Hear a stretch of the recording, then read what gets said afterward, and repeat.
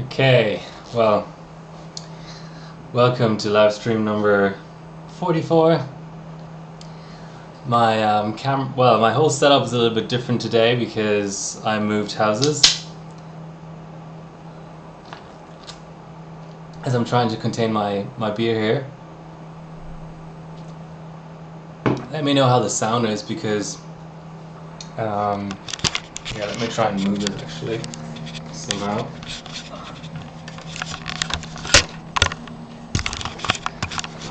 Alright.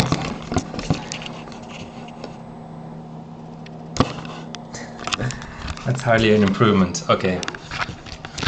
Let's do it like this. Okay. Well.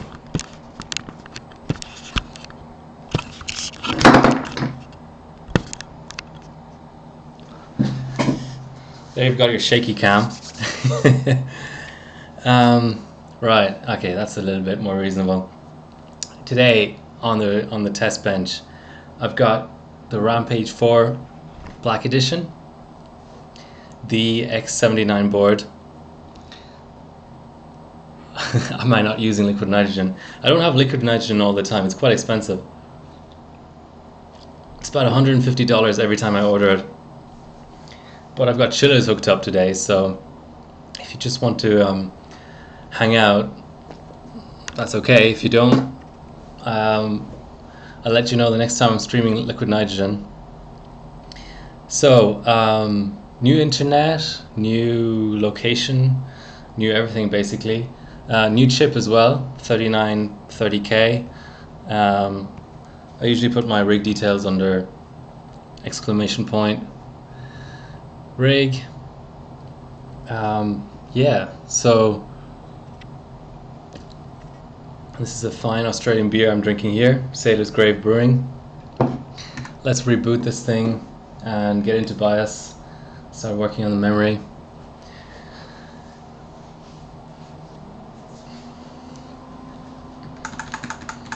So I'm using Sammy's today.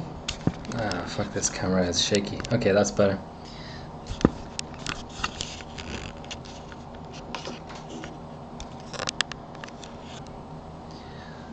This kit came from Noxonite, if anybody knows him. So let's have a look around to see what we need to change here.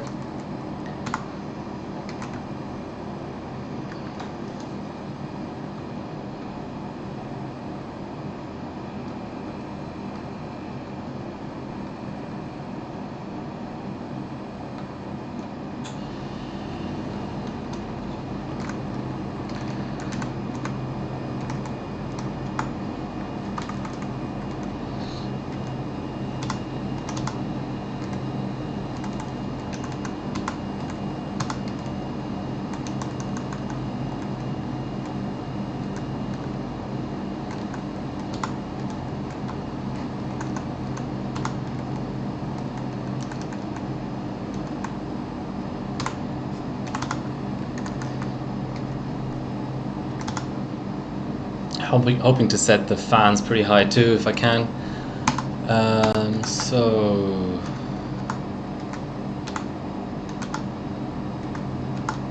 hopefully that maxes them out.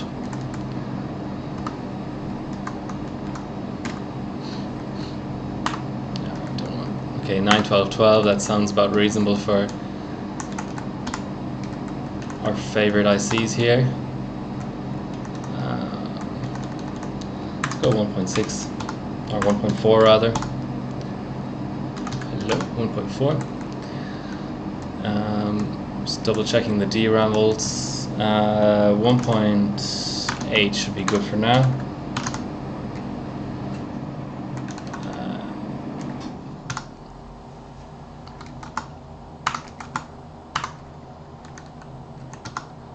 Disable all the spread spectrums.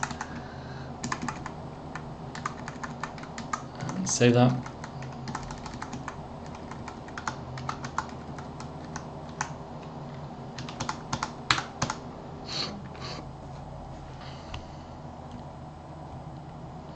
So my last stream I had to abort pretty much. way too early because I was trying to stream in 60 FPS, and I think with CPU encoding that's a bit of a bad idea.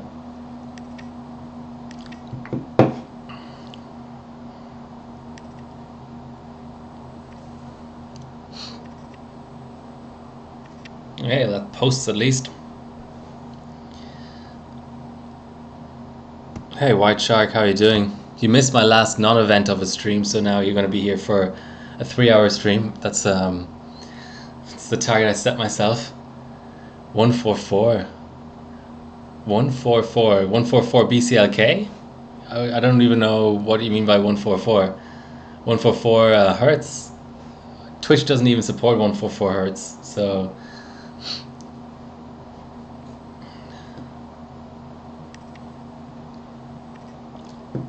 Yeah, this thing is slow to put FPS.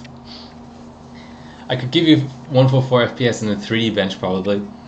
Okay, let's see what the lighting situation is like. Okay, I think that's reasonable. Yeah, let me know if it's really annoying.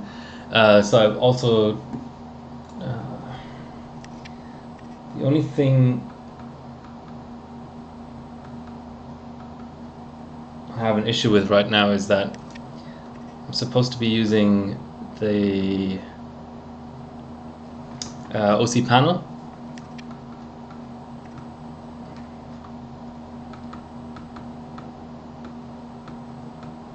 Okay, here we go. Let's double check that. The only annoying thing is it resets every reboot. All I really want from it is BCLK and multiplier, but I have to keep pressing the button forever and ever to get to the multiplier setting. But it does seem to be working, so it's 37 right now, as you can see. Let's go 36. Yeah, okay, that's working. That's good.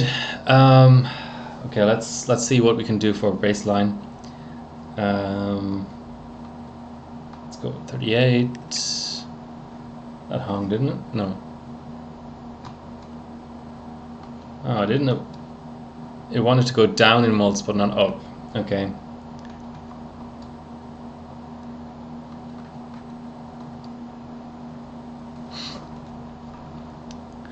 I can use slow mode.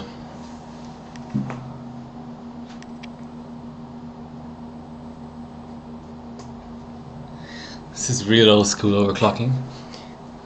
And of course slow mode doesn't even work. Well, that's great. Let's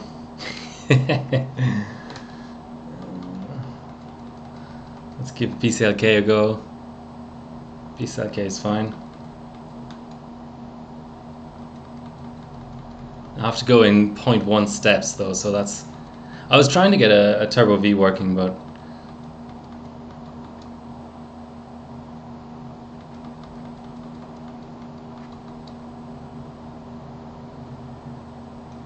Okay, that hung.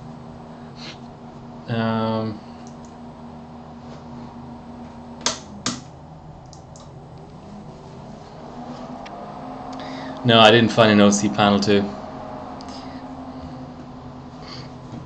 Not even close.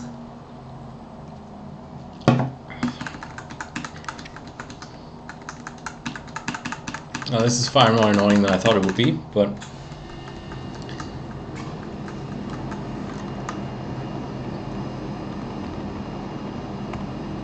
we'll get used to it. Okay, so...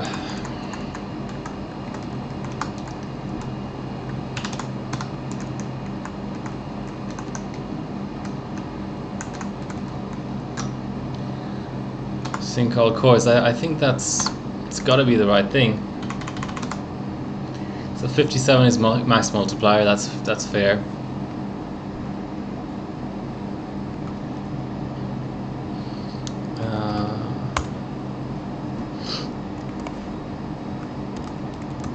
So that will be 7 gigahertz. That's quite unlikely.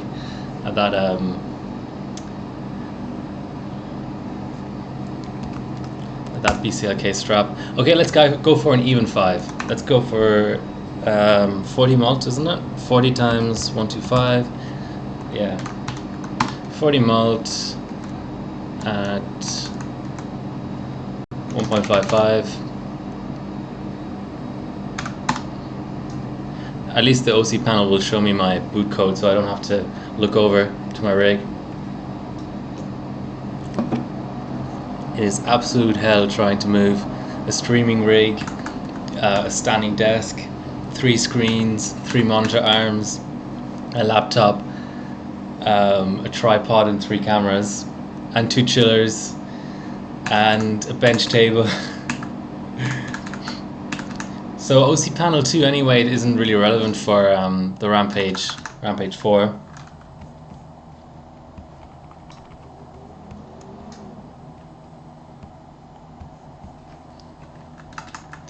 Well, that doesn't seem to be working.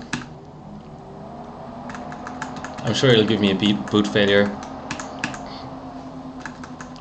I mean, 5G should definitely be working. The OC panel is showing me 22 degrees and the chillers are at 15. So I'm not really sure why that didn't apply. Yeah, let's give it a nice little BIOS reset. So what do you think of the sound? I'm literally using the audio from the camera in front of me, since there were so many complaints about my dedicated mic.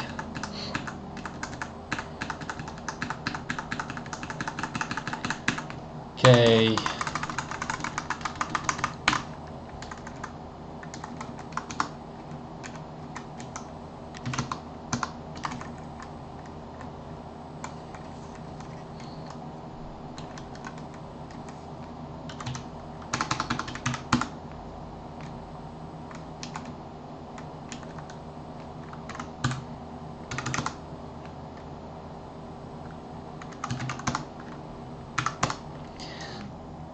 Sounds good, alright. Thanks, White Jack. What have you been benching recently? So I know the stream might seem like a bit of a step down from if you've ever been to my other streams. Not that they're on a high level either, but in terms of preparation today. But the one good thing is I'm now on cable internet, so I can max out Twitch, the whole 6 megabits. So that's nice. I no longer have to connect my streaming rig via Wi-Fi to 4G on my phone. So that's nice.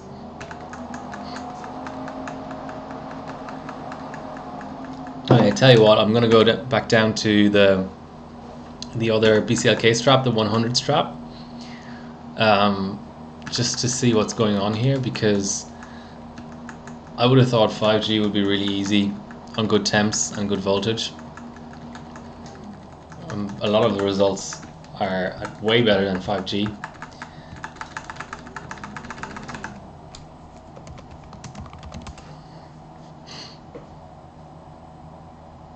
Yeah, Shar took away your 1070 gold, didn't he?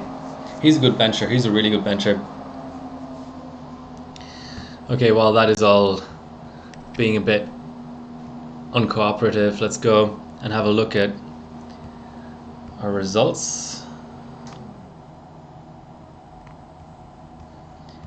It's a really popular chip, as you can see. 64 points for 32M, which is just insane. It's really close to the 67 max. So we have got some H2O results at 5.4 and so on. So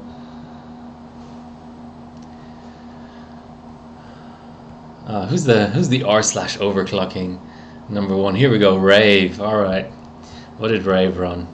Let's spy a bit on his result before I take it. I don't have a 1070 yet. I can show you what I do have though.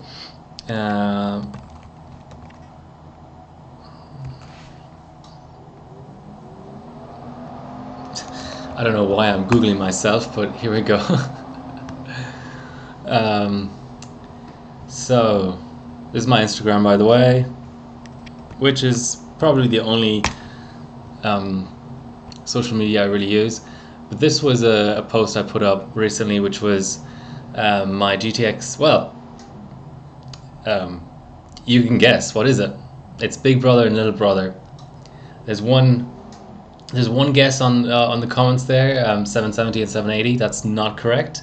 So it's two Galaxy Hall of Fames, stripped and vased up for LN2. So yeah, let me know what do you think those two are. It's probably a pretty easy thing to guess, but you never know. Okay, so Rave was on the regular malt, and he went down to 2 core as well. That's also something I can try. And he's on a Rampage formula, and he's on quad channel PSC. 1080 and 980. No, you've got a. It's 2 cards in the same family, Big Brother and Little Brother. So same family would be, for example, Vega 56 and 64. Yeah, 980 Ti. 980 and 980 Ti. Okay. Let's load up. Meanwhile, I'm back in business temporarily here.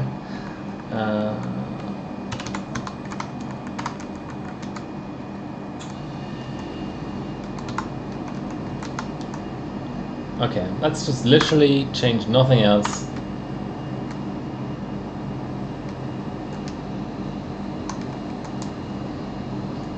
Let's actually just apply the yeah, okay, so I'm sort of working on completing the Hall of Fame set because I bought a 1080 Ti. Where's that? I just recently vased it up actually, so I can get it. A 1080, 980 Ti, and a 980, all from Hall of Fame, and I'm hoping to get a 970 and a 1070, and that's all I'm missing really. I don't really want to go 1080 Ti yet until it's cheaper. So once the Nvidia 3000 series is out or something, I get a 1080 Ti. Let me show you this PCB.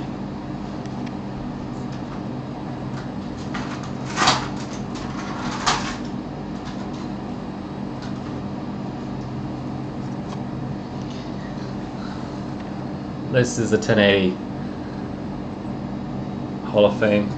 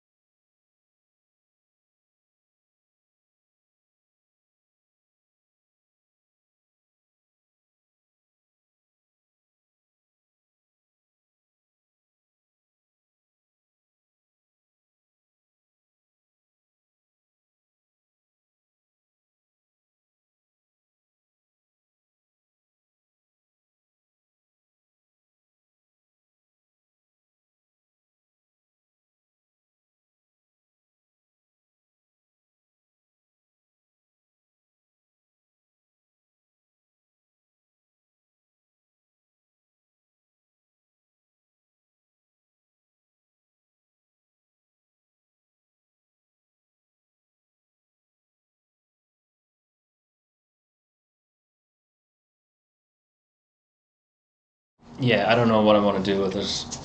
It's annoying that I can't just add in the little things, like on the lightning. I'll show you lightning.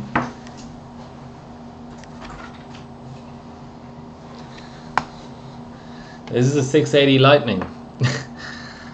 And here I can just add a multimeter. Oh, I was muted, okay.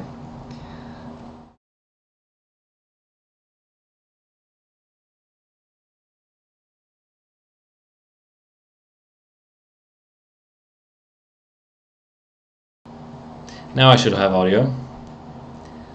Yes. I can just add a multimeter here, and I can wash the card, and if it's a bad clocker I can resell it. Contrast that with the Hall of Fame.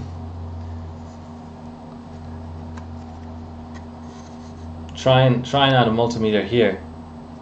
Yeah, you can solder on a read point, but then you'll have to unsolder it to sell it. So Bit of a pain. Do I want to know a trick? I always want to know tricks. I'm really open to suggestions about all sorts of things because there's a shit ton of stuff I don't know. So most things I don't know actually. Okay, let's try 40 mult and 1.6 volts. Seems reasonable, right? Count the fan headers. There's 3.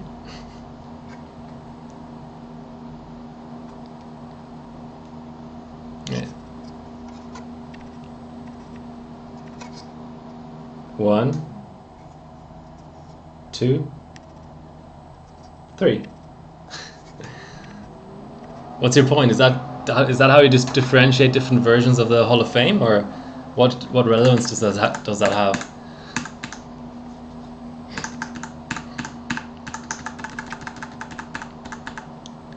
No, I didn't want to boot into Windows. Hey, Slovak Killer.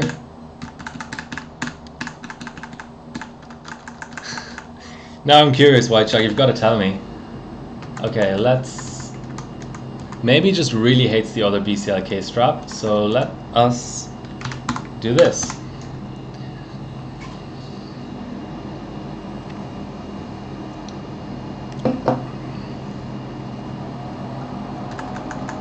Oh yeah, I know there's I2C. I'm gonna get Elmore's new interface thingy, but I don't really know if I want to sense voltage through there. I know that you can, but I want to hook up a multimeter.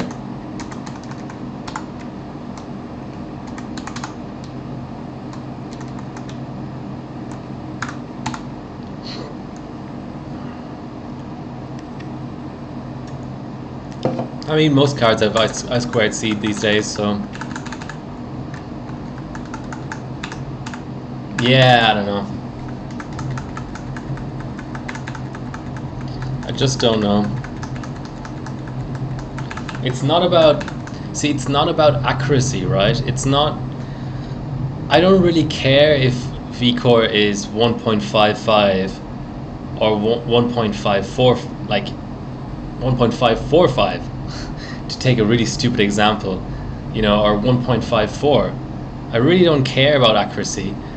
What I do care about is, are volts applied or not? I basically just want to know if I'm adding plus 400 millivolts from a stock of 1 volt, is it showing 1 volt or is it showing 1.4 volt? That's all I really care about. It's all about relative volts. It's just, especially in multi-GPU configs, you very often have volts that don't apply or don't apply until reboot or apply differently on different cards, and you just need to be aware of that, because very often you get a crash and you'll be like, this card can do these clocks at these volts, why is it not working? And it's because something didn't apply, and you have no way of knowing whether it applied or not, because Afterburning Extreme will tell you I applied.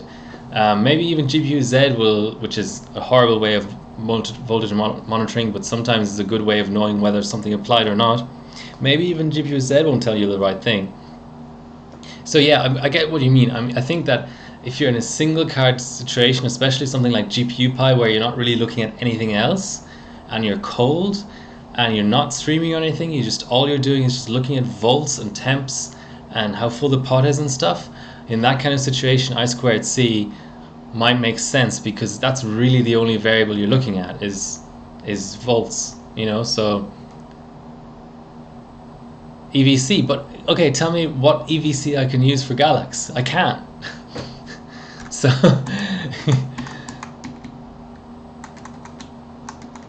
okay, this seems reasonable now.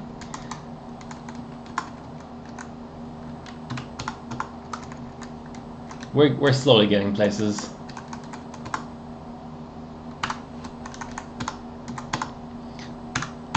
Let's give 2400 a quick try. EVC. Oh, okay.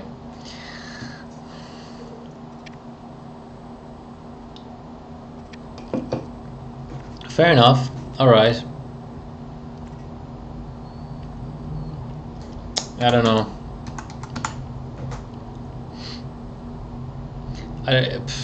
I always look at things in terms of multi GPU configs, and I'm never going to have enough I2C interfaces or EV bots to connect to all of them. So I'm kind of stuck with software.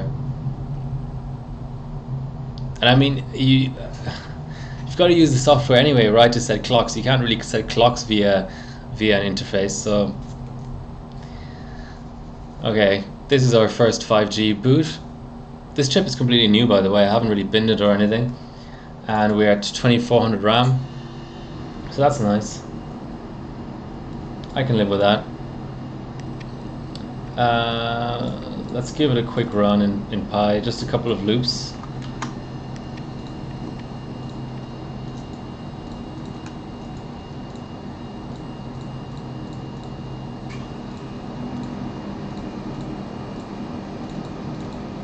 Just make sure that there's no clock throttling going on or anything. That's always a problem with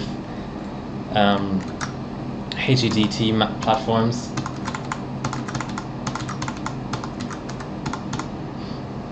No, I mean, don't get me wrong, White Shark, you have an absolutely valid point. Ooh, okay, so we're showing 42 degrees for the CPU right now.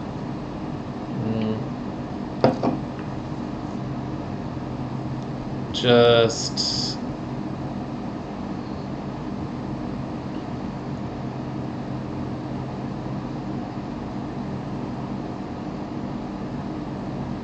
I just had some dropped frames for some reason, which is sort of interesting.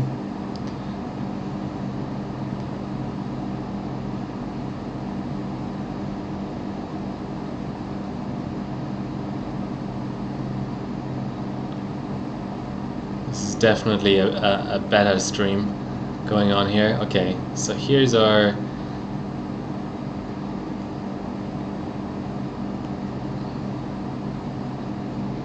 other run going on.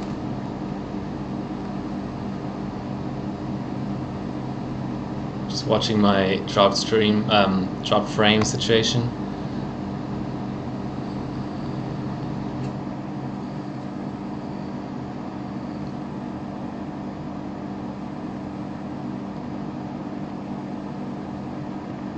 There, that's better. Now you can see the fans. Alright, that's fine. That's about what I thought would happen. Now let's push up the BCLK a little bit.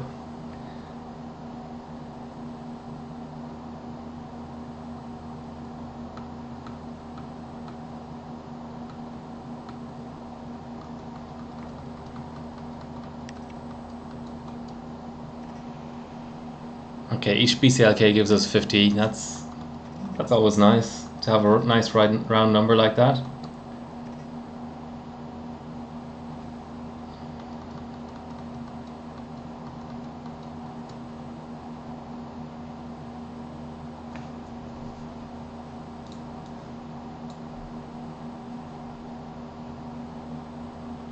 Okay, I think 103 is a good point to actually complete a run. I think that's reasonable. Let's just double check our max mem.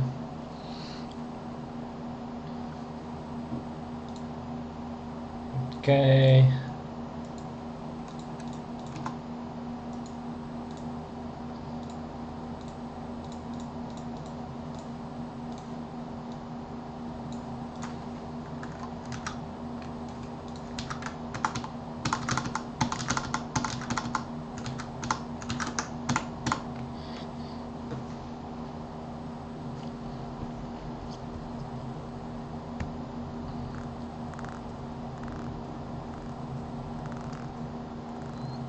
Yeah, still behind Rave's run by a little bit, but let's let it finish. That's all to be expected really with Sammys, which are just a looser IC in general.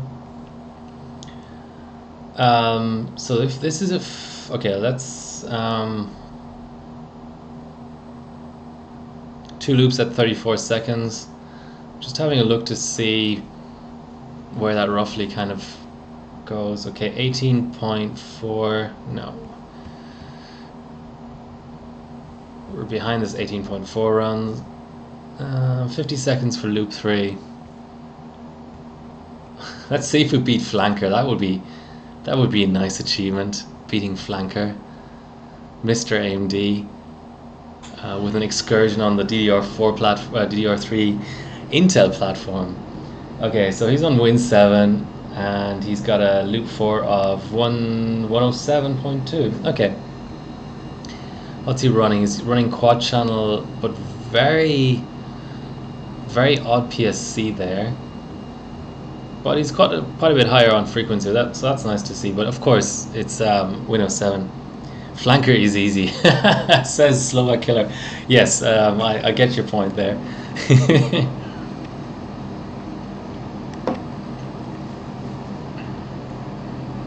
Flanker is easy. Okay. So what about this one? 153 loop 7. 155. Oh, way slower.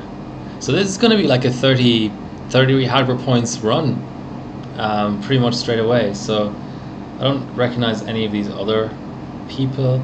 So are we going to break the 140 with our first run?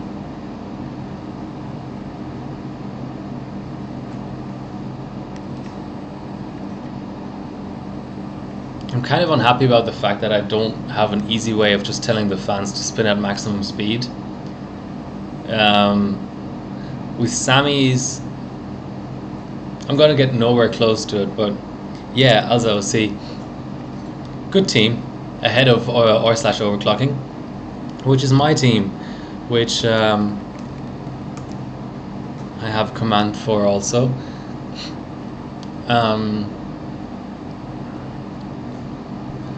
Yeah. Just use power direct to the fans. Yeah, I know. I should do that. I took about 2 hours today to set up the stream, and it's still messy and it's still not what I want. I have a separate power supply for my pumps on the chiller, and I could obviously put the fans on there as well, and that's what I'll do next stream. Yeah, okay, so this is all, there's a lot of PSC going on here.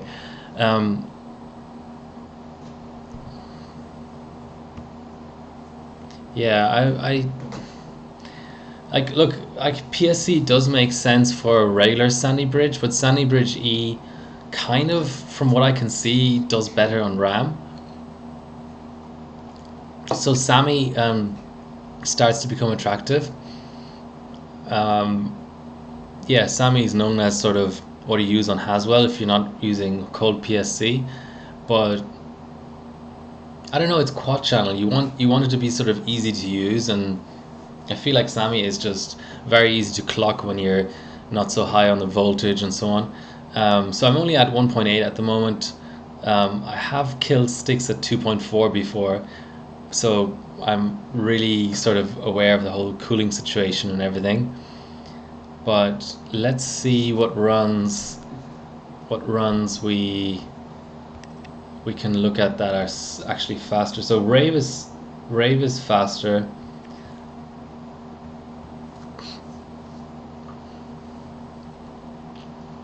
What about this one? Okay, so we have a loop 18 of 4 minutes 48. This is a 51.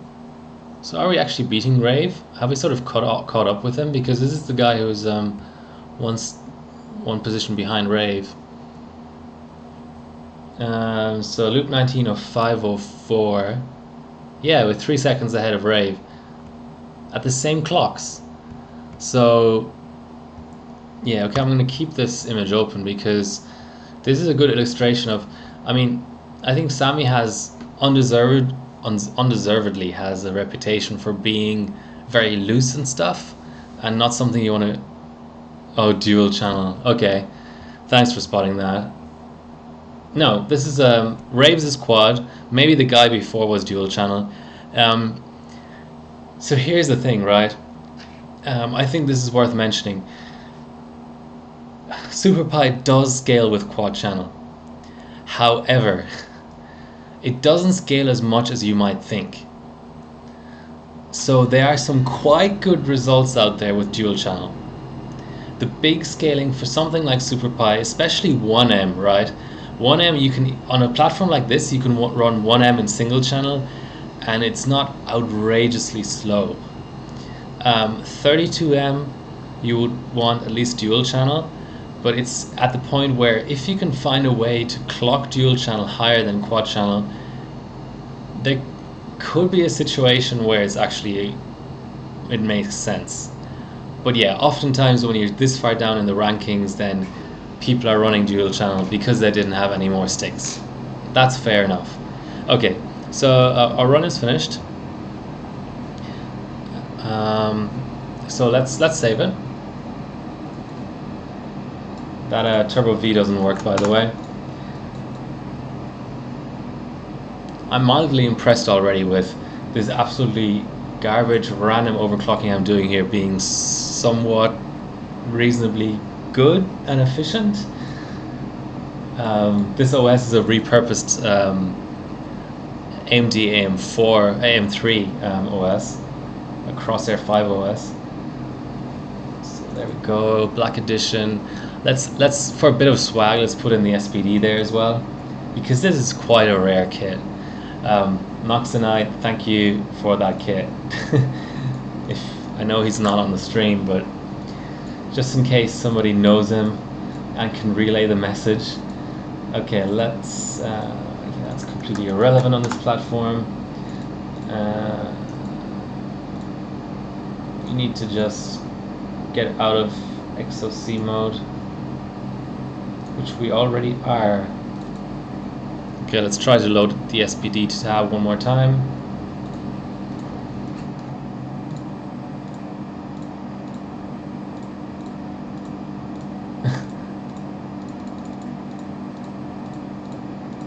Yeah.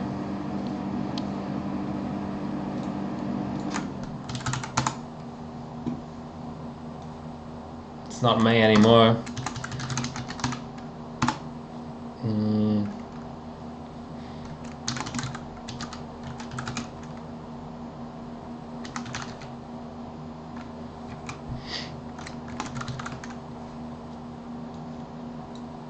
At the end of the stream, I'll remind me to tear down the system and show you the sticks. They're quite nice. I think they're called Team Group Extremes. Pretty much the only game in town that pretty much the only other quad Sammy kit that I know that is decent is the Dominator Platinums. And I have one of those, but I killed 2 of the 4 sticks, or degraded 2 of the 4 sticks. But I think that's a 266 C10 bin. This is a 2600 C9 bin or whatever. Okay. Of course we don't have a screenshotting utility.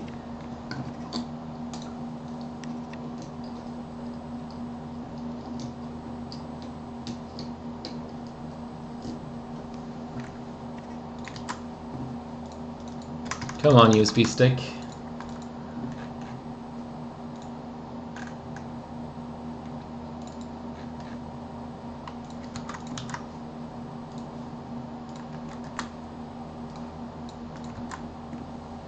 So it was a 6 minute 33. I knew that would happen. Sometimes the screenshotting utilities are really bad. Cause all kinds of issues. Okay, it's gonna have to be MS Paint. Who? Noxonite.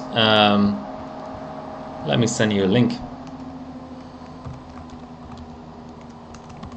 He's a current DDR2 world record holder.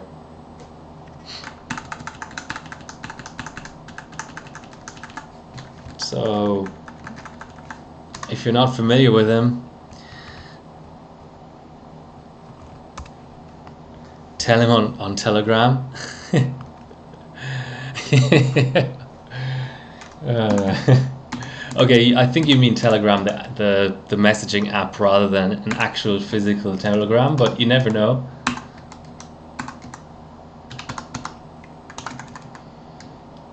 Okay, so in terms of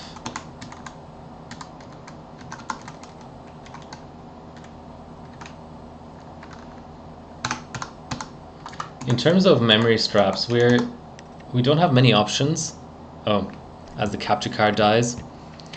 There's 2400 and there's 2666, which I'm not sure it will boot, but let's try it anyway.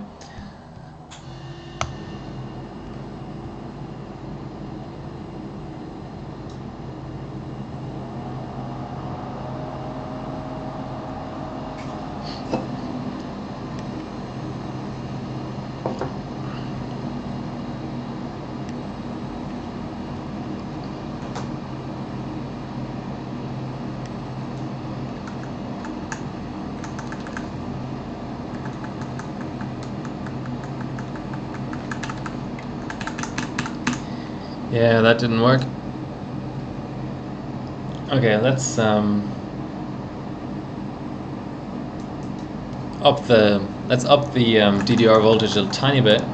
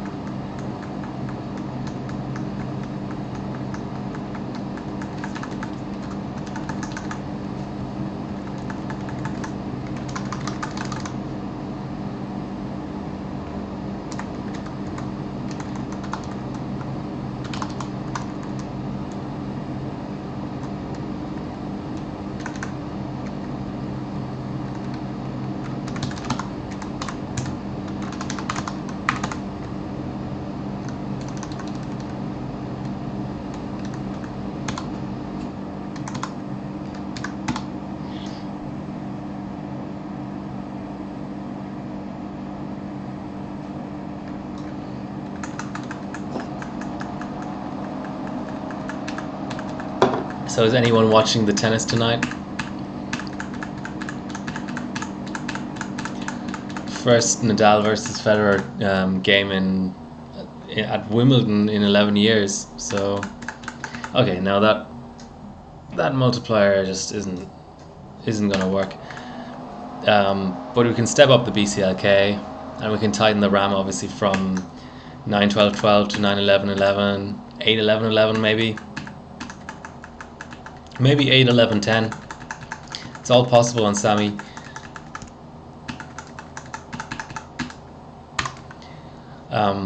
New Life swears by Sammy as actually a good IC to run really low and tight, even better than Hyper in some situations.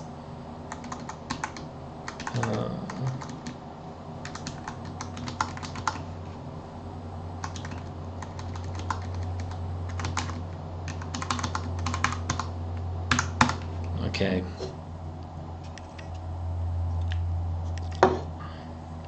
Yeah, same with Paint. Yeah, I know.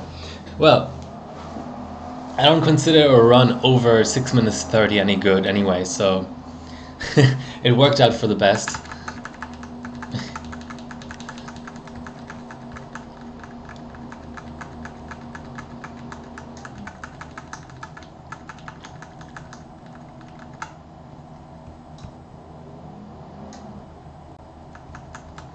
So that was a 6 minute 33, so we're talking about 30 hardware points.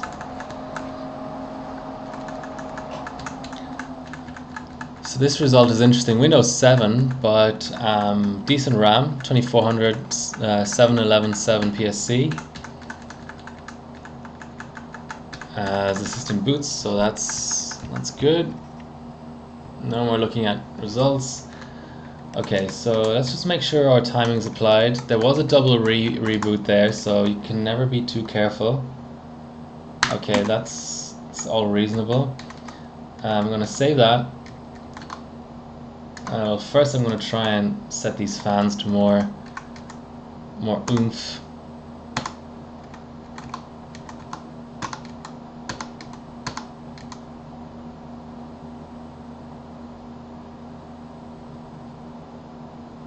Max duty cycle. Okay, 20 degrees. There you go. Over 20 degrees, I want 100% fans. Easy.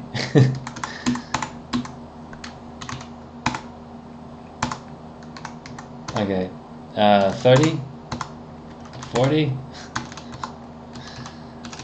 This is harder than I thought. Yeah, okay, 40 is the absolute minimum. That's fine. That means we'll get full fans during the Super Pi run. Min's duty cycle 99%.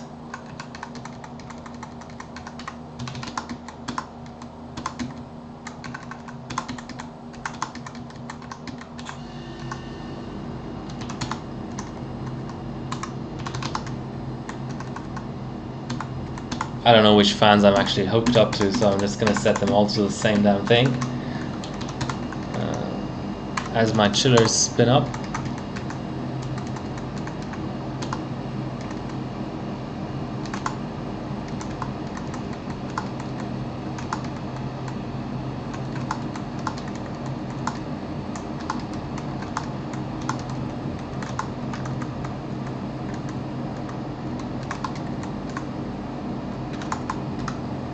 Thanks all for coming on the stream.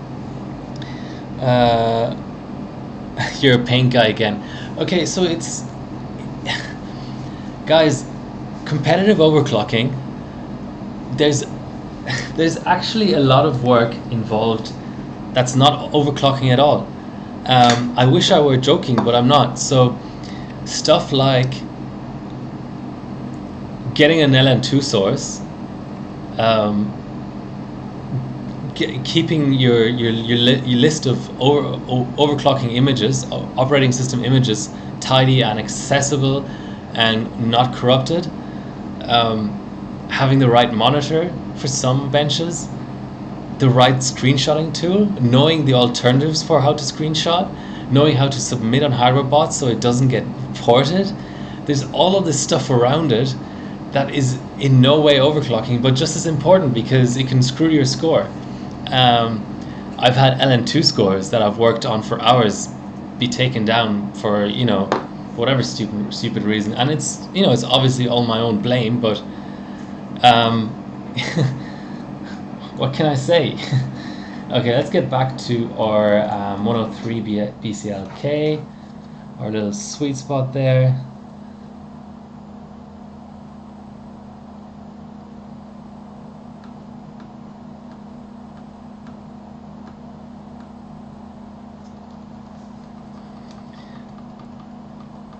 I set at 1 BCLK at a time because I don't want stupid crashes, which happen sometimes when you try to increase BCLK too much.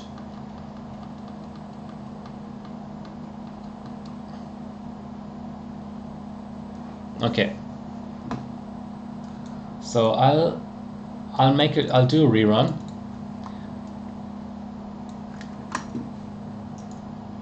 Just to demonstrate.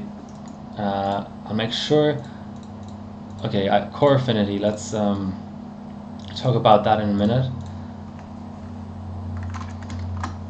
Actually, how are we looking in terms of? Okay, so 65 megabytes idle RAM isn't terrible. It's not great. I can live with it. This is a dirty OS. I wouldn't bench this OS on LN2, but it's okay for pre-testing purposes. What the hell? Okay, let's do our Explorer kill as well.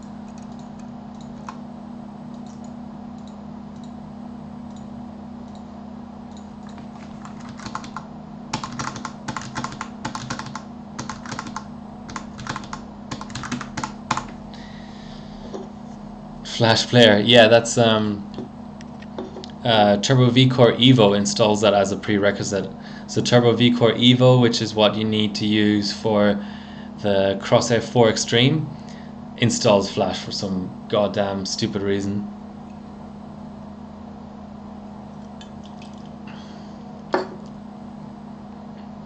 Okay, so screenshotting tools. Shutter, yes. Uh, I should have probably moved that run. It's overlapping with the text. Okay, what the fuck? Who cares? Here we go. It's not an important run or anything. Screenshotting tools. There's the one-click tools.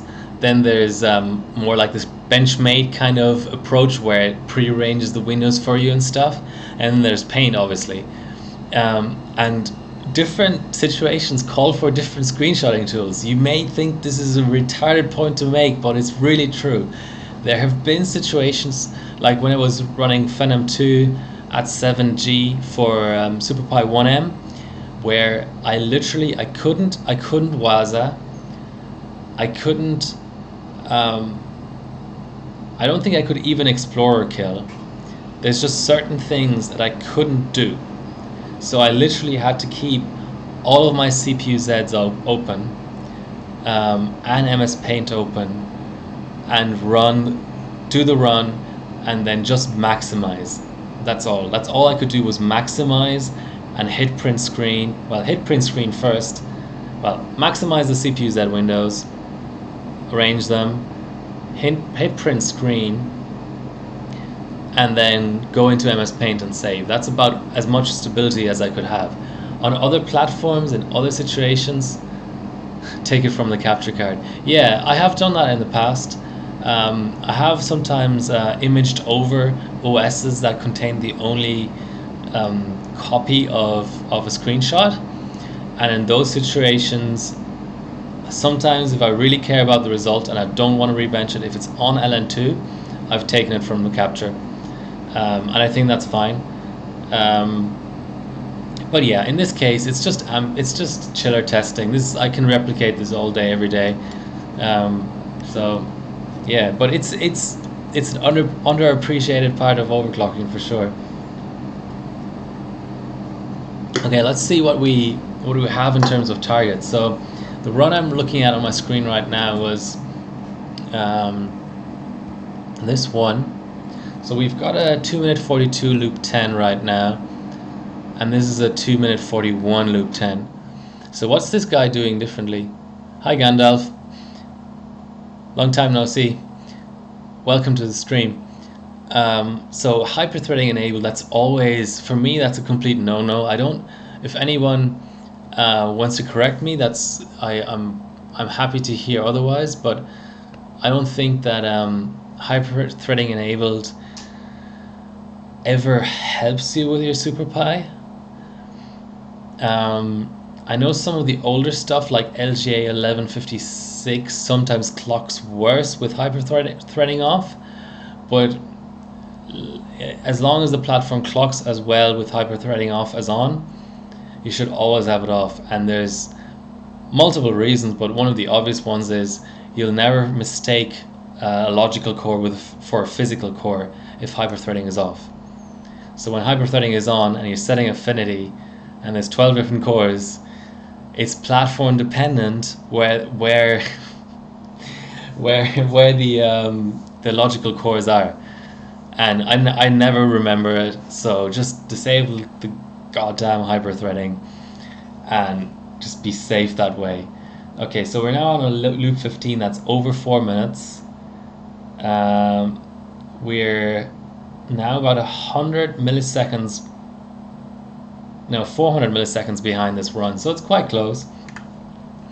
And this run is, if someone can tell me what the -1 available memory means, I would very much appreciate it, because I've seen it in a lot of submissions, and I don't actually really know what it means, how people are doing that. Is that just a different way of wazaing, or what's really going on there? Okay, so where is this run placed? This is a 30-point run, so I'll be one below that, which is interesting though, because I must catch up on the later loops, because my last run was a 6-minute 33. I can't imagine this run being slower.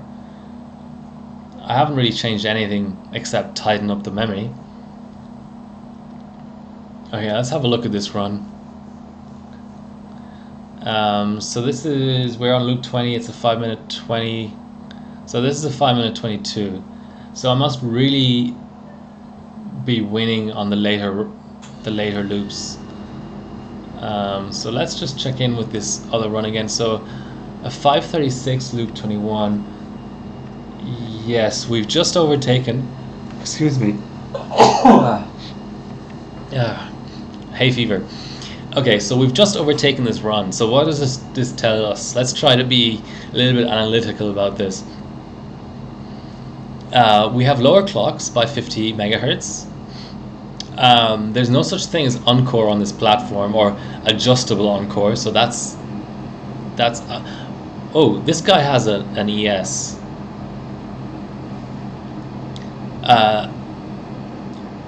I think that's a black market buy, because this is not a known overclocker to me, and I look at rankings a lot. Hardware Gurus is a reasonably well known, as I'm struggling to encode quickly enough. Okay, sorry about that. Hardware Gurus is a reasonably well known hardware bot. Team Parika Bari and Dominator are huge, absolutely huge. Probably kind of retired by now, but still. But then this guy, yeah, I don't really see him doing much. Number 4 in Serbia. What's his best hardware points result? 51 hardware points on 2600k. Okay, so basically retired. Maybe this person was a real person, like a real bencher back in the day. But our run is complete. So we ended up beating him by 0.7. So that puts us in 45th out of 180, which is a 30-point run, which is solid. That will contribute to my top 60. SSD rapid access. Thank you, Barney. That is actually a very helpful comment.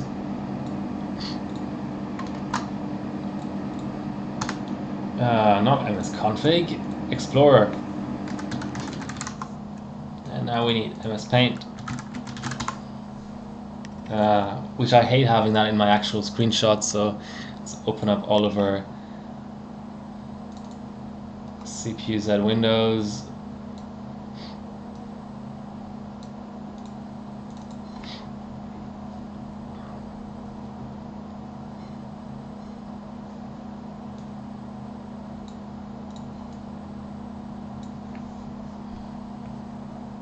Why am I dropping frames?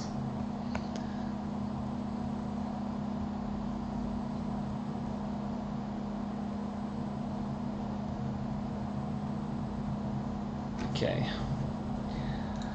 Mainboard tab. I really wish I could get an SPD tab in there.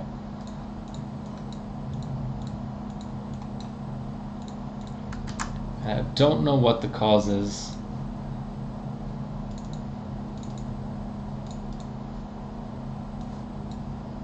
XOC is off, SPD is on. Let's be real contrarian and try SPD off.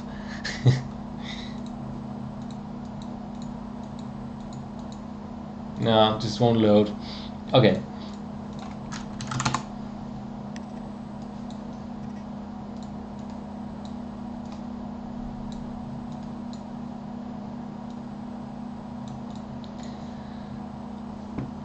Print screen. Ugh.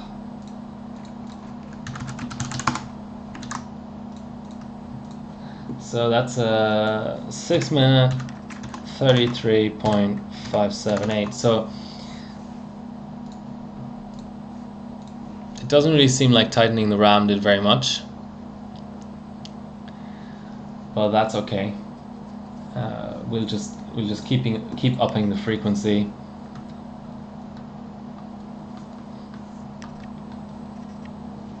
And that hung it. Okay.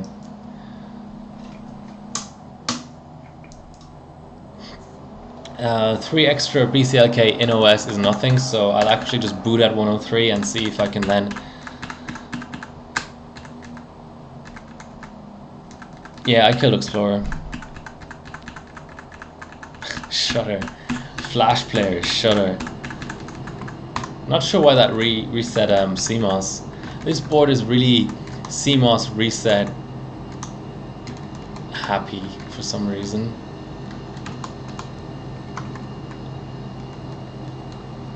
Yeah, let's try 103.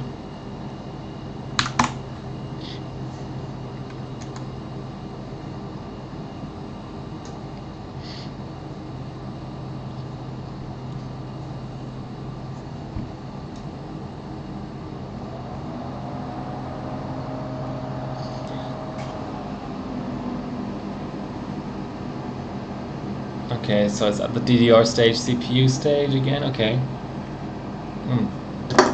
Why did my...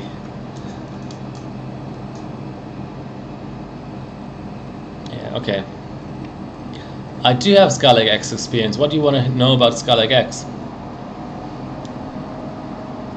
While my rig is kind of asleep, let me go to my Skylake X results, because I wouldn't say I'm proud of them, but I lucked into a good ship. Let's put it this way. So I did 6G. So that's third for the 70 for the 7820X, and I did some other stuff like a pretty decent Cinebench. I think that was at 6G as well.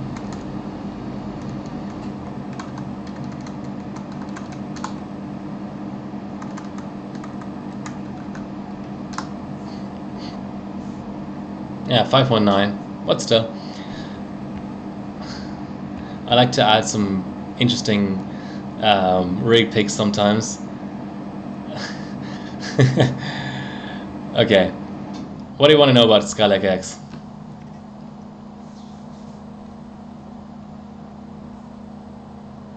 If you use Process Hacker, okay, I'll take a note of that. Thank you, Barney. What does Process Hacker do?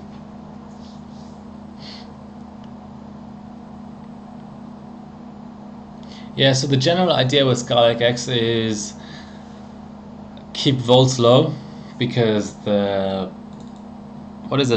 got a 10 core. Keep volts low because basically he is your enemy with Skylake X. Sometimes for benching, drop down to 2 channels if you're really having massive issues with you know, getting your RAM to actually you know, clock properly. Don't be afraid of dropping down a bit in terms of both the frequency and channels. Sometimes for some benches like XTU, makes no difference, or I wouldn't say it makes no difference, but it's an option you should keep in mind. Let's put it this way.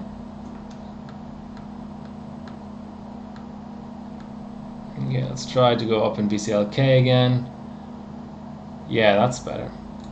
So I train at 103 and now I can go to 103.5. I can set it at least. Let's aim for 1250. Let's aim for 2500 RAM.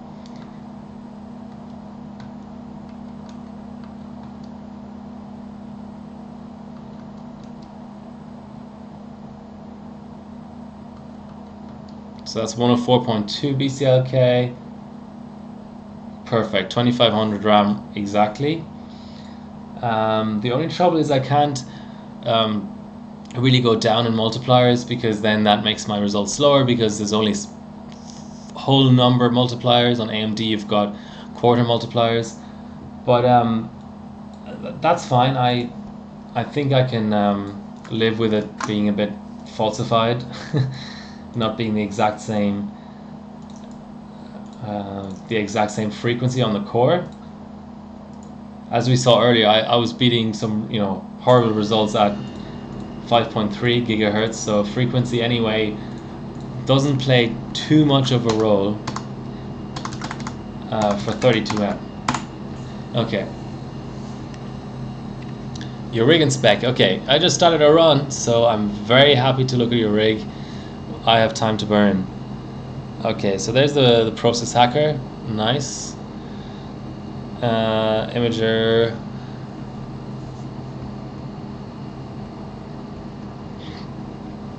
Okay, this is a bit old school, but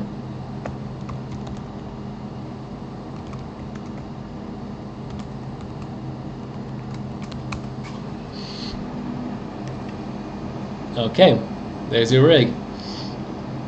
Yeah, I'm not huge into case modding and stuff, so I mean it looks nice to me. So you're running 8dim. 8dim on Skylake X. Yeah. Do you need the capacity? What density of DIMMs are you running? Are you running 8 GB or 16 GB DIMMs? G-Skill RGB. Oh, here we go. Here's the system specs. Okay, 8x8. Okay. Yeah, 8x8. Is it a single kit or did you get 2 kits of the same kind? Gaming Pro card. I like MSI for this kind of stuff. I think they do decent HEDT boards. GTX 1060. So you're not much of a gamer then, because you're like more of a creator kind of thing. Like you do video encoding, streaming, that kind of thing. So you've got a Pro in there. You've got extra LAN cards, 4x1 gigabit. I mean, I'm into IT work-wise as well, so it would interest me what do you need 4x1 gigabit for. I'm sure there's a reason. I can't think of one right off the cuff. Thermaltake case, PWM fans, and monoblock. That's nice. I like monoblocks. 2080, too expensive. Yeah, it is too expensive. You know, the Navi stuff really doesn't look that bad. I don't know about benching. I hope it's going to be good for benching, but I really don't know yet. I hope it's going to be benched enough that people will really figure it out, because Vega wasn't benched enough. Polaris RX 480, 580 was benched an okay amount, but Vega was just Billzoid and no one else on cold, so that was a bit depressing. But I hope Navi gets benched. It looks horrible. What do you mean, White Shark? Don't be mean. Come on. It's got all that RGB going on and stuff. Like I say, I'm not really into case modding or anything. 2 VMSs on it. Now got a curver. Oh, VMs. Okay. Nice. Yeah, that's... I do want to bench the 7900X sometime, because now that, I mean, AMD is very firmly in the factor of 4 kind of camp with their core counts, so they're going to have quad cores are almost dead, but the only kind of odd, well, factor of 4 and 6, so they have 6 cores, 8 cores, 12 cores, 16 cores. It's not going to be a 14 core. I don't think. I don't know why they would bother with it. That's their mainstream platform, and I reckon that next refresh they're not going to add any more core counts. So that's going to be it. It's going to be 16 core, 12 core. So that makes the 10 and the 14 core Skylake X or Skylake X refresh. Or there's rumors of, I think, third quarter this year, another refresh of that. I don't know if it's going to be called Skylake X still, but that, because I have a board, I have 2 boards. I have the OC Formula and I have the Apex, which doesn't, it's got bent pins, so it doesn't do Skylake X anymore, just Kaby Lake X. That's a different story for a different day. But I would like to get a 10 core, because for Hardware Globals, Skylake X is kind of the only game in town, so, you know. Yeah, but pretty sweet rig. Let us go back to SuperPi, and the next step up is RedMax, who participated in the MOA qualifier in 2012. Now let's see who won that stage. Moa was an MSI sponsored overclocking comp. It's dead, it's defunct now, but it was quite the comp. They gave out like 10k US, the whole rig. Okay, how much is it going to cost to send your whole rig to Australia? Because that's where I'm based. Let's start the discussion at that point. I can still get if you can send me the rig for like $40 US shipping, I'll happily sell on the blocks and all that stuff I don't need for overclocking, but I don't think you can. I could be wrong. Okay, so Splave, let me scroll over. Splave won that comp. Splave is still an active overclocker. He's like top 2 or 3. Switzerland. Okay. Send me a shipping quote. Okay, so what does Splave do? So, okay, so let's look at the restrictions first. So obviously, because it's an MSI sponsored comp, you've got to use an MSI board. You can't use multiprocessor, duh. Only members of Americas. So that was an interesting take. Okay, so otherwise there were no restrictions. So obviously regular Sandy, because it was more highly binned and all that kind of stuff, won out. So here we've got a 57 mult 2600K, which is quite rare. Some did 59 mult, but you're talking 1 in 1,000 kind of chip. 57 is really rare. 55 and 66 are still pretty rare. 55 is the first thing I would consider sort of an achievable multiplier on Sandy, regular Sandy. 37 kilogram rig. Okay, nice. Okay, so let's just get another run out. So we've got a 6-minute 28, and Red Max, he's fair and square, beaten by seconds. Okay, that's cool.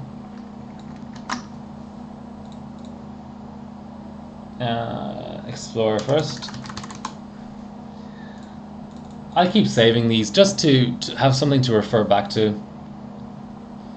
I usually wouldn't, but this chip seems pretty decent.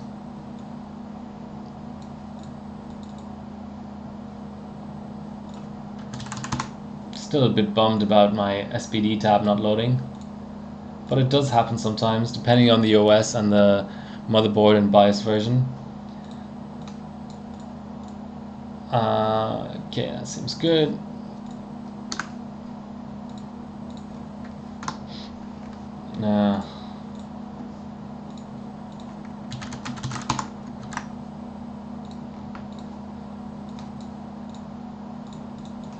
So it's a 6-min.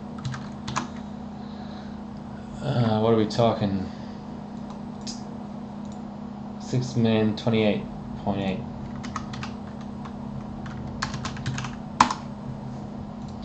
Okay. This has been a surprisingly effective overclocking session already. Let's try to go to 105 BCIK. Yeah, that's a decent jump. That's 10 extra megahertz or 20 double data rate.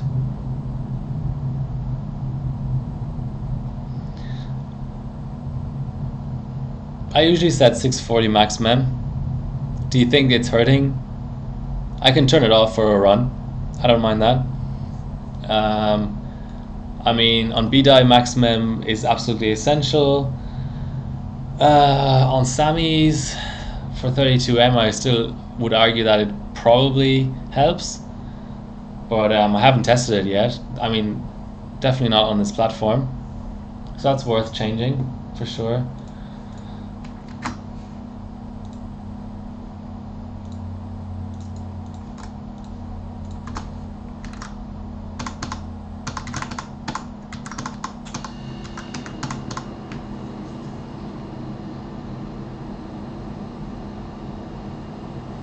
Okay, so 628. Let's keep that in mind. And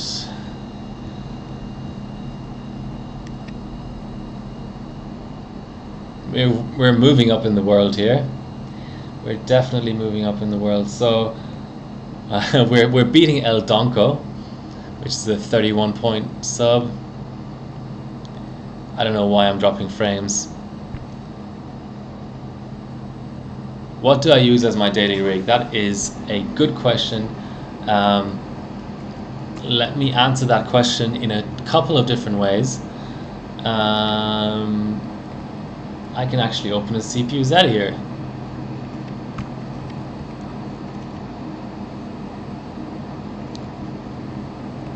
So this is my streaming rig.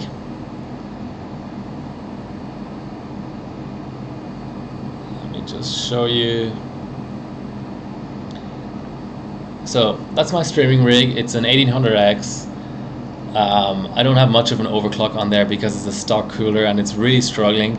I actually had to stress test this rig a little bit just a couple of days ago to make sure it wouldn't just collapse from heat during the stream, and I'm still seeing issues with heat actually.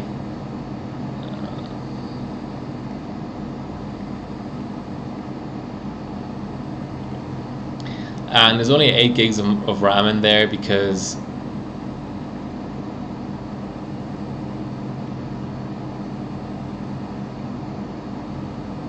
actually the internet is fluctuating for some reason. Okay, maybe that's it. Anyway, so I have really crap RAM in here, like at 2933, because it's not BDI, it's Hynix, I think, something like that. So that's pretty basic, and it's an MATX Asus B350M Prime, the cheapest board I could get at the time. There is no such thing. Yeah, I know that it's a 1700 stock cooler, which is even worse. But it does the job for streaming. I may just reduce my bitrate, to be honest, which is disappointing, but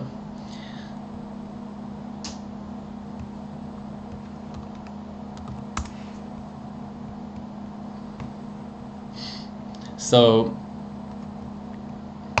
well, basically the answer to your question is I don't really have a daily rig, but I have 2 daily rigs, depending on how you look at it. So my streaming rig is only used for streaming, and if you want to consider that daily, then yes, this is my daily.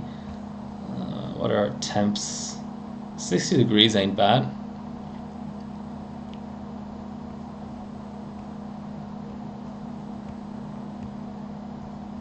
I don't know why I'm dropping frames. All I can do is apologize. So that's my daily streaming, daily in quotation marks / streaming rig. Let's close all this in case it's burning too much CPU or something. So yeah, just a regular Windows 10, really boring setup. But I use my laptop all the time. That's what I use. I have ThinkPad X1, which I can't show you, obviously, because that's where the camera is mounted. But X1 Carbon 5th gen, and the issue I see with it, I love the ultralight. I love ThinkPads because they have the little trackpad, and they're light and they're so sturdy. You can drop them all the time and nothing ever happens. But what I do find an issue with this now is I bought just before quad cores became mainstream for laptops. So I'm gonna go with a Ryzen ThinkPad, an X390, pretty soon. It's shipping. Well, it's supposed to ship pretty soon. The only problem is they're Chinese. Look, what's wrong with that? I mean, yeah, I'd prefer if ThinkPad was still owned by IBM, but it hasn't been for what, nearly 10 years now. So I'm a realist. Right, let's go back to El Donko. So we have a loop 19 of 4 minutes 58, and this guy has a 5 minute 02 loop 19. So That means we definitely need to move up the ranks quite a bit.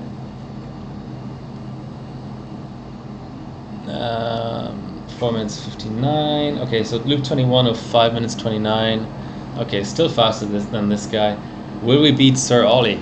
Sir Ollie is a decent bencher. I'm trying to remember if he's in r/OC, but I've definitely seen him around. Hyrelux. Yeah, Hyrelux is one of the big German teams.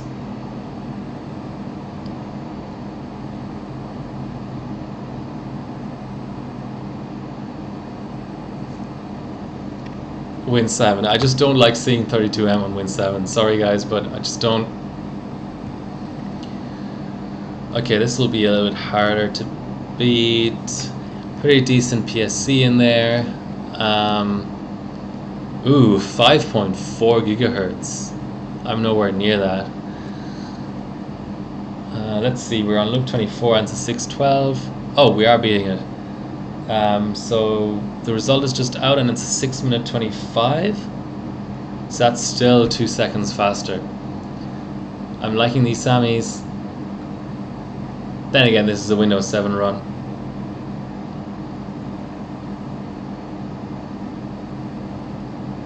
Still waiting for that reply about MaxMem White Shark.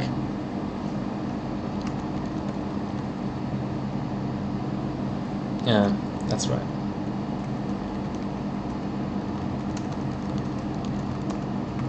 In case he's not listening. Okay, so let's look at the next one up. That's a 627. We need to go all the way up. We need to go to the 25s. So we've beaten Zvitoron. We've beaten Froxic. Tomlol is a decent bencher. It'd be nice to beat him. Just curious. Okay, fair enough. Yeah, it's sort of semi-intentional. It's just, it was on my on this XP install. I don't know if it makes a difference in there. Yeah, it does. It does make a difference usually, except on weird platforms. So yeah, okay, almost a second faster than this run. Let's just have a quick comparison to make sure we're doing it okay.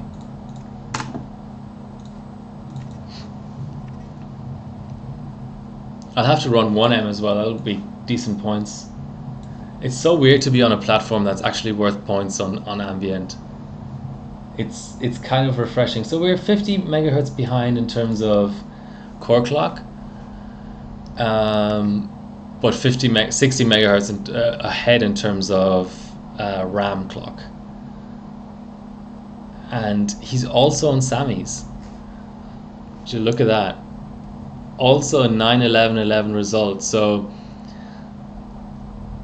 that makes me, well, he's on 2T. 2T is usually a bad idea.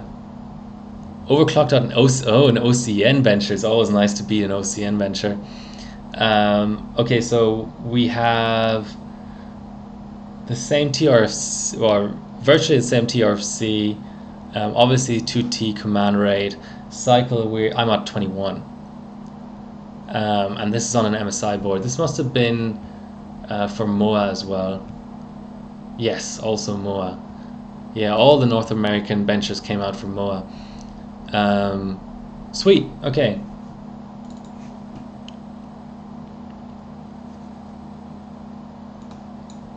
Let's keep going. Let's keep going until we get a crash. Or not exact. I'm not saying I want a not exact, but it would be nice to find the limit of the RAM on this platform, and that usually comes in the form of a not exact. But obviously I want this to scale forever, you know. I think that's one of the absolutely essential parts of being a bencher, is you always want a better score. There's many different aspects to being a good bencher, and I sure as hell don't have most of them.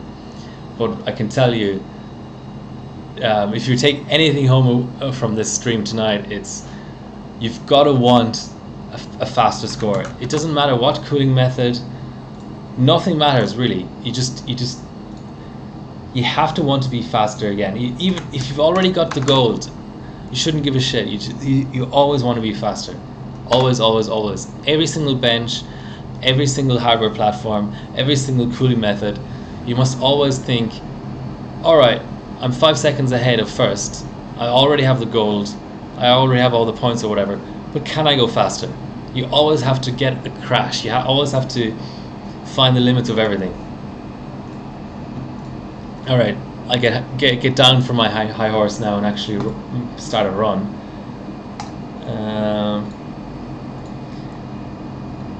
Although I have to admit, we're getting into interesting territory now with this RAM. I didn't even do any VCCSA or IO bench changes or anything like that. Could we get to 2600? That would be very, very good. That would be absolutely excellent. Okay. 106 applied. It's not at 2600, but it's certainly worth benching this, making sure that we can really get a 32M out.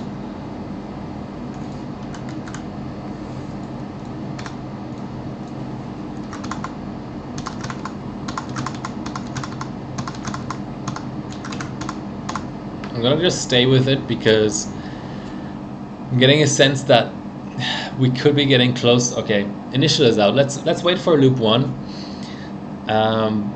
Just to be completely sure. How are temps looking? 36 degrees.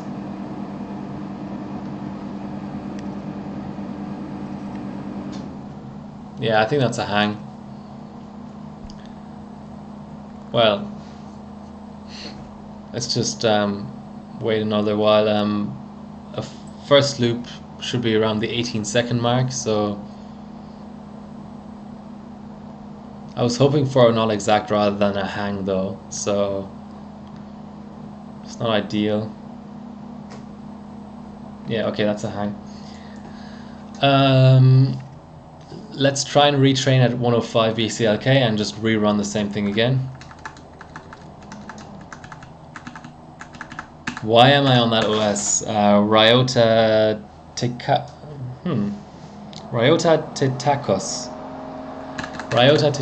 I'm on, you mean Windows XP? I'm on Windows XP because it's the fastest for SuperPi 32M. Or do you mean this exact image of Windows XP? That's just because it's what I had lying around and I needed to get my stream running as quickly as possible.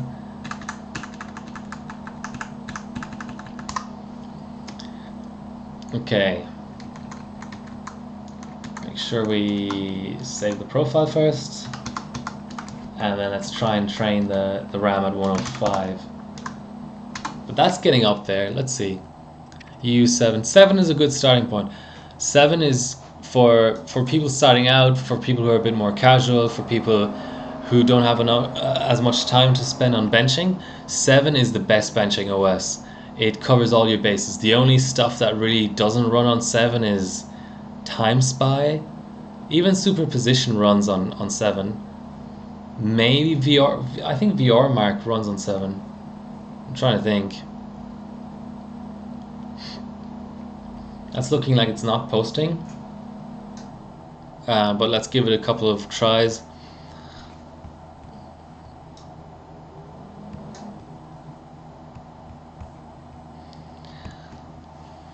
I'm glad you're all in my stream watching a bit of a Sandy Bridge E overclocking, which isn't really done that much these days anymore, but it's certainly fun because you can get results out.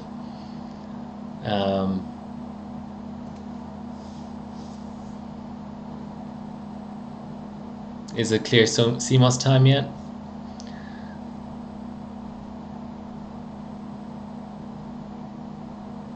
Intel counter to Ryzen 3. Well, I'm sorry to be a stickler, but Ryzen 3 is actually the budget version of Ryzen. You mean Ryzen 3000? Ryzen 3 is like Intel Core i3. Um, yeah, but Intel, look, Intel isn't doing as badly as everyone say. This is launch week, okay? Intel really isn't doing as badly as people are making it out to be. I think they're fine. I think there's still going to be plenty of 9900K sold. I think they have a big profit margin, so they can easily just discount the chips a little bit. And it's still a gaming king, and desktop PCs are used, I don't think overwhelmingly for gaming, but a lot of it for gaming. Oh, bad architecture, more latency. Okay, I wouldn't go that far. I think it's a great architecture for a lot of reasons. Like it can get way more cores in there for less money. It's got great performance per watt. It's great for productivity.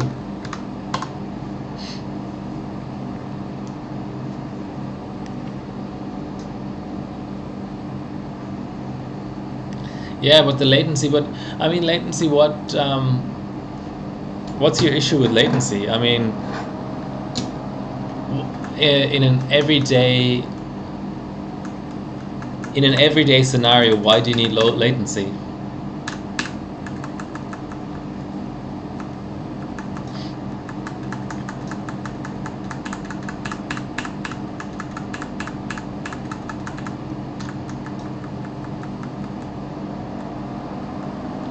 $3700X pips the 9900K. I don't know. In certain scenarios, latency freak.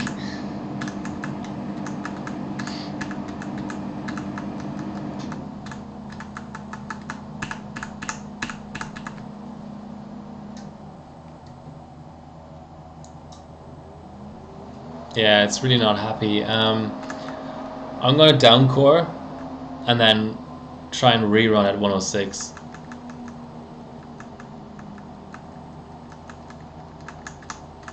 Yeah, but there are things like Photoshop. Photoshop is single threaded too. Photoshop is a massive user base.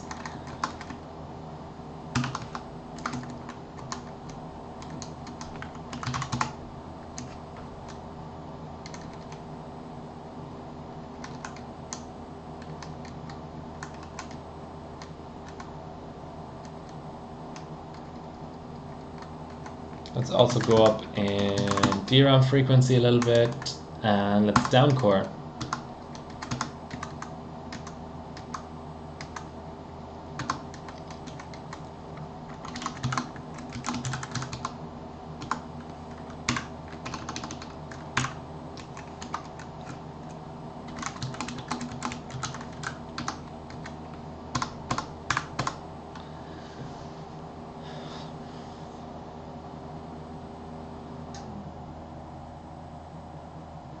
Rendering, yeah, but well, look, I shouldn't really be talking here because I don't have any daily uses for a desktop PC. I use a laptop because I like thin and light, portable, something I can take on a plane with me, something I can like sit back with on a sofa. So I'm really not the authority on this stuff.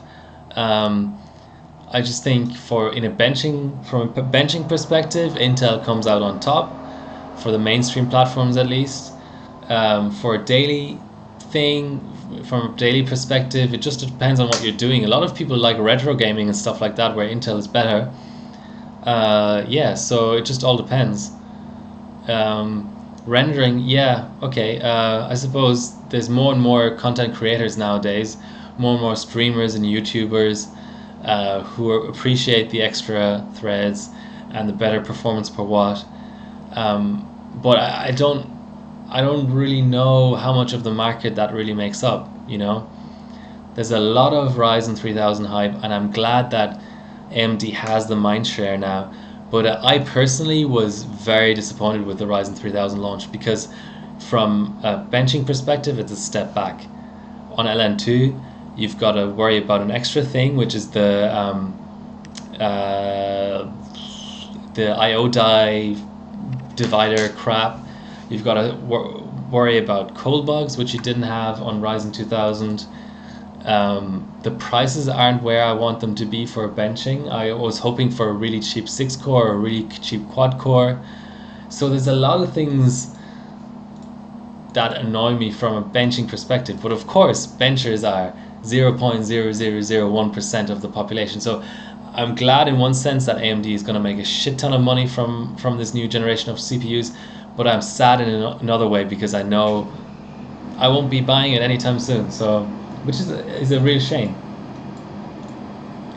Okay, so we're back down to 2 cores.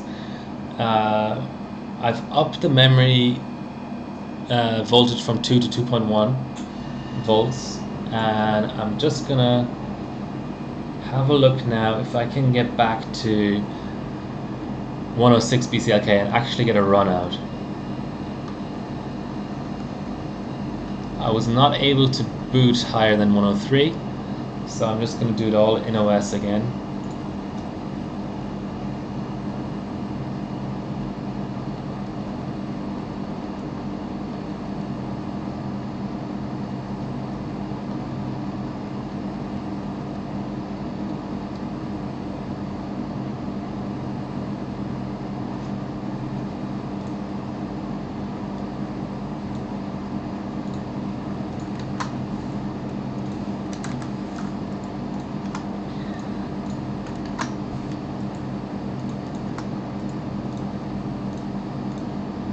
So now let's actually get a 1M out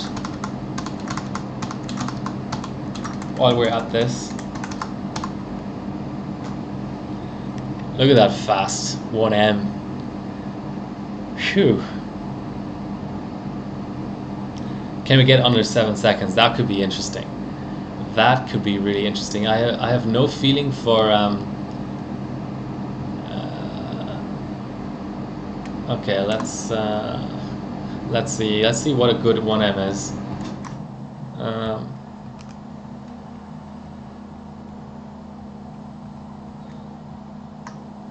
I think 7 seconds has got to be the target. But let's see. Yeah, not as many hardware points. You really got to go higher in frequency, but I haven't really messed around with the multiplier much yet, so that's fine. So 7 seconds and 9, not in the top 50. It's all about frequency, of course. So we're talking Zevipu, Hot Rod. Those are well-known benchers all the same, so I'm happily saving that off. 1M and 32M are quite different benches. They require different things. So regular Sandy Bridge is, I was about to say Sandy Lake again, but so used to just everything being called a lake on Intel side, but it's Sandy Bridge. Regular Sandy Bridge is known for being bad with Wazas, so I haven't done a Waza yet. But I don't know about Sunny E actually. Let's just quickly save that.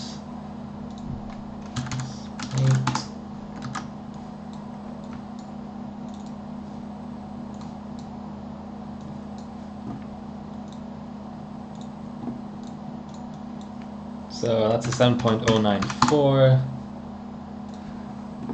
Okay, and now we do the same thing in 32M, right? Easy as.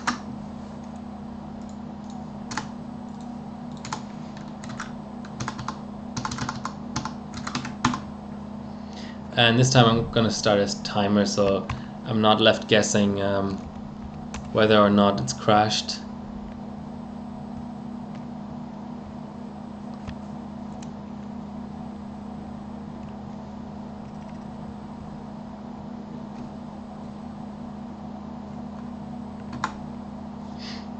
Okay. We wait for the initial and then we can come back. Okay, initial is out.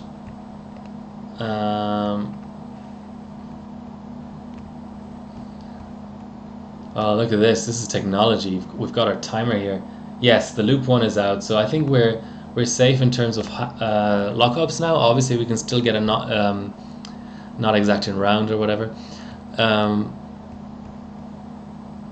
Yeah, 10th gen will be crazy because that's the other aspect of it, right? So AMD have the process advantage for the first and maybe only time they're going to have it. So they're on 7 nanometer. Oh, here's our not exact.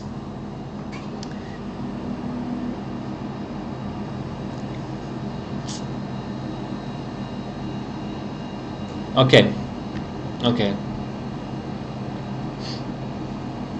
Fair enough. That's I was kind of expecting that, and I have reasonable ideas on how to combat it.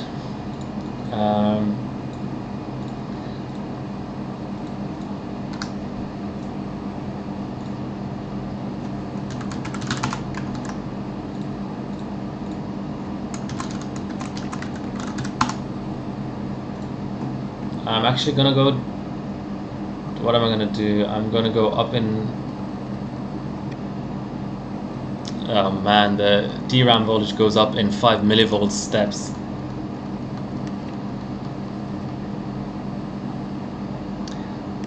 And I'm gonna have to enable extreme OV as well.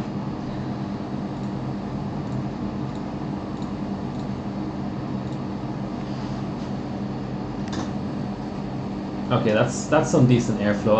I'm happy with going to 2.2 volts.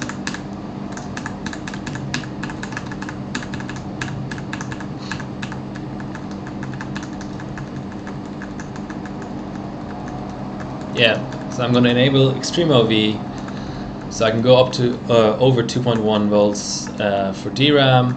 Then I'm going to go to 2.2 and rerun straight away. And if that doesn't solve it, I go back down to 9, 12, 12 timings. And if that doesn't, yeah, then we'll probably have to think about something else. Start pushing the CPU multiplier maybe.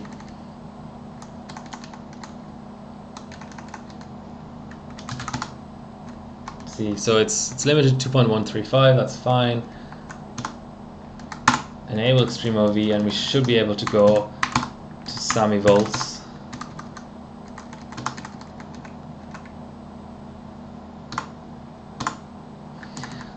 I still would like to be able to train a bit higher, but yeah, I'm not sure I can do that.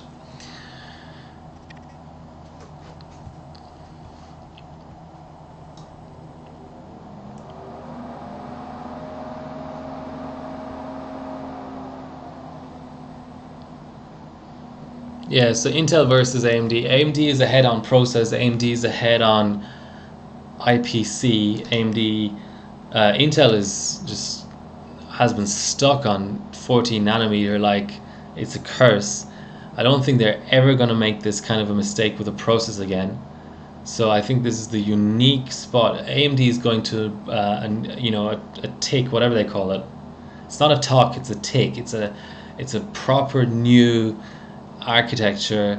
It's as the best freaking scenario you can imagine, and they are good at some things and not others. I expected 4.5 on air, 5 gigahertz on single stage, that kind of thing, and it's if anything we've had a regression in clocks. Which, yeah, okay, 15% better IPC, but when your clocks regress and you can't go full pot anymore, or you've got cold issues, it's just not ideal. Okay, try same thing again.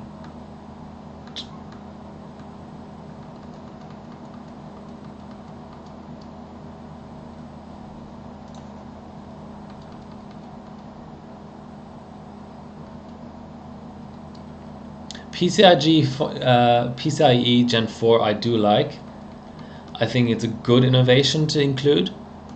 I think there's such a rich set of B350, B450, X370 and X470 boards to choose from, that the fact that the new boards are expensive or are catching up in price to Intel boards really is a non-issue from my perspective, and the new boards give you the choice of running some really fucking fast SSDs if you need them.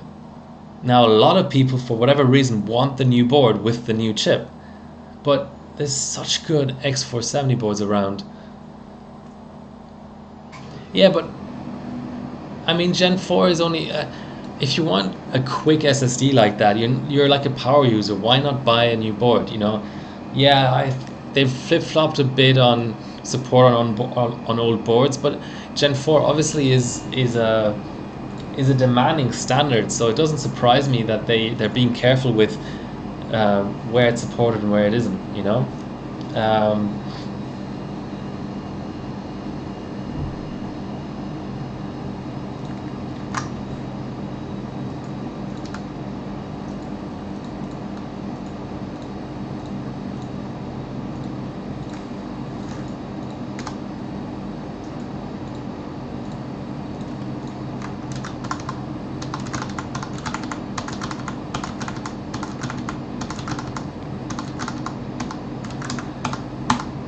All I'll say is, if you're calling PCIe 4.0 support confusing, then let's talk about 1151 version 1 versus version 2 and stuff. That's way more confusing. Okay, that made it worse.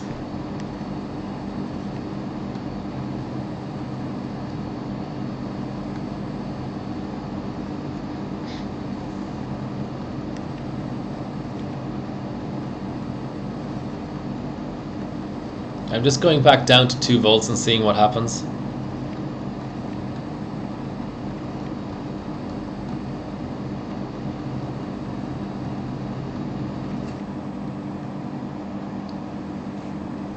Well, it didn't lock up.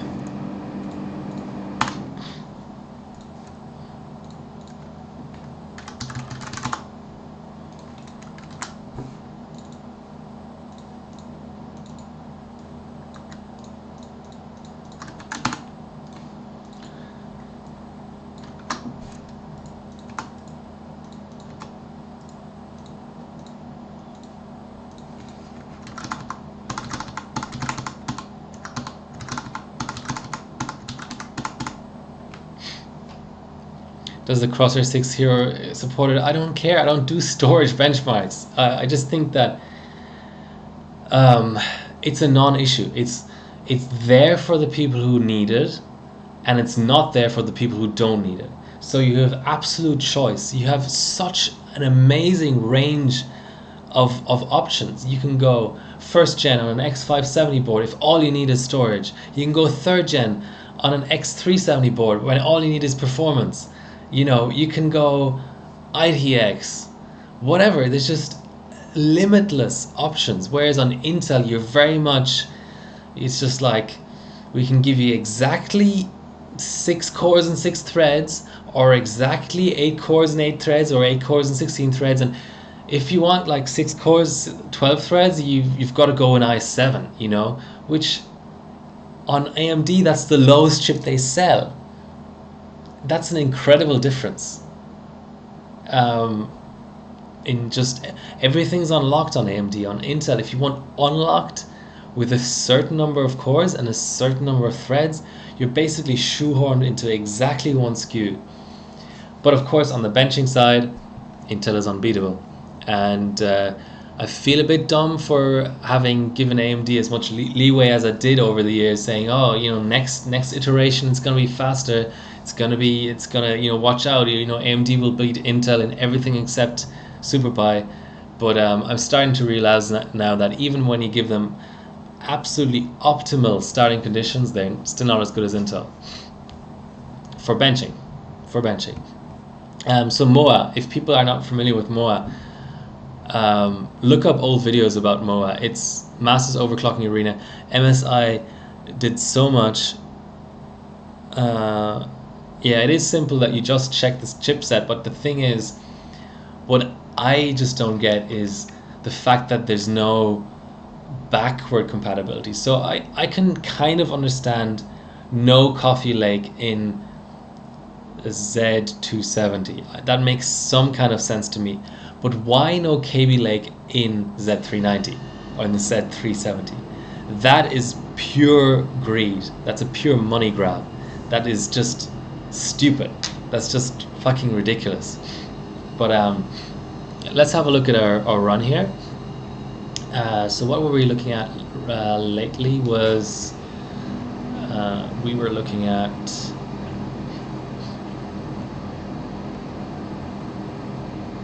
I hate the way history works on our little HardwareBot site. There's a lot of things I don't like about HardwareBot. Okay, so we've done a 6-minute 25 run. So now we're thinking about maybe beating Tom Lol.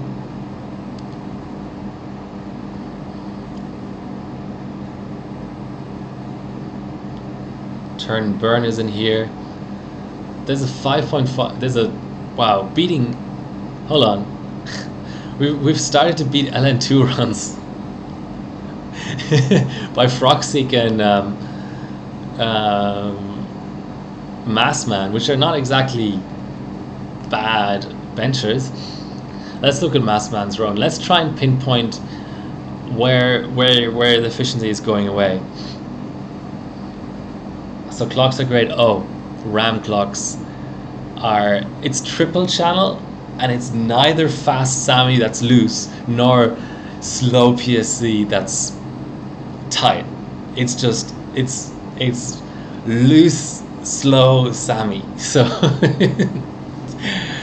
yes, there's definitely a reason this run is slow for the clocks, and it's on Gigabyte. Even Gigabyte people, Dino, people like Dino and Sniper Oz will tell you that Gigabyte was awful in X79. They were so far behind the 8-ball. It was amazing. So yes, Gigabyte boards, absolute hot garbage for benching on X79. Don't touch them. Cookie did his best, but even if you look at Cookie's X79 results, they're not as good as his X99 results. They're not as good as his Ivy results. They're not as good as anything he's put out in the last 10 years because the boards were fucking awful. Okay, just as a palate cleanser, let's look at Tom Lol's result. I imagine that we're beating this by quite a bit. Okay, loop 19 of 4 minutes 55.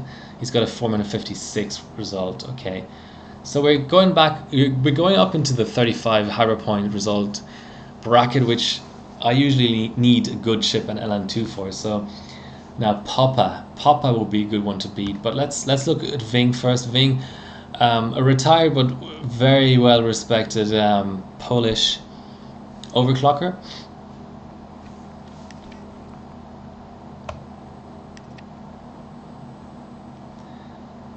So we're in loop 21, it's a 5 minute 25. Okay, beating that. Sweet. This IMC must be pretty good. So now we're starting to look at Papa, whom I'm hoping to buy some cards off of. So Papa Ramiro, arguably the best 3D bencher, the best non-LN2 3D bencher of all time. So we're on loop 23 and it's a 555 and he's a 556, so we're beating that too, but he's 100 megahertz below and he's on Sammy, but not properly maxed Sammy at all, but that's fine. Okay, now let's go to Bullshooter. Also beat that. Yes, we're in between Metal Racer and Bullshooter, so that's about a 36 hardware point result. For a random platform, I'm very happy with today's results. Tell me, by the way, what you're benching yourself. I don't want this all to be just about Sandy E. I'm happy to hear any benching, daily stuff too, and anything overclocking and PC building related. Okay, so let's see. So he's on MSI. about 160 megahertz faster, hyper-threading on, nicely, yeah, basically on the same kind of Sammys I'm on. I have to say though, I do have the unfair advantage of being on a black edition, and a black edition is the king of quad channel DDR3. So yeah, but that's looking pretty. That's 160 megahertz more, and then what's the memory like? Just a tad faster on the memory, nothing crazy. But yeah, efficiency is looking not too shabby.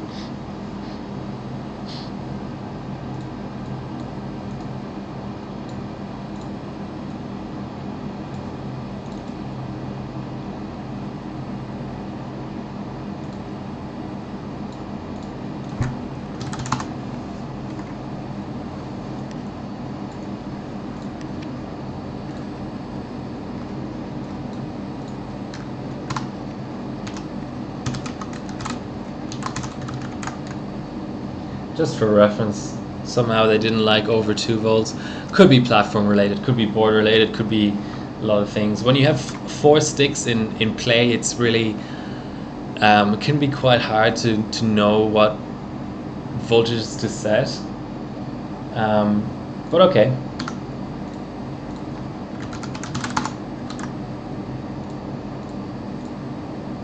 So that's 6 min 21.4.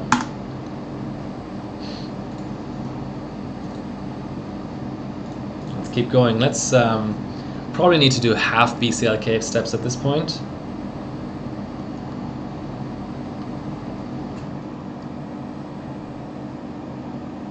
Okay, 106.5 didn't want to apply. Easy solution to that. Let's try and go up 1 multiplier. I think 106 might be the max, unless I can start working on minor voltages and stuff to try and boot a higher BCLK, but I just don't consider it likely. But that's fine. That's decent memory. I might try 9 10 10 later, whatever, 9 10 11 or 9 11 10.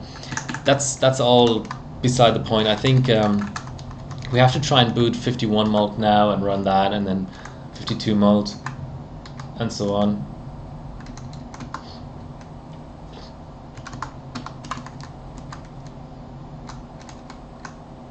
The hell?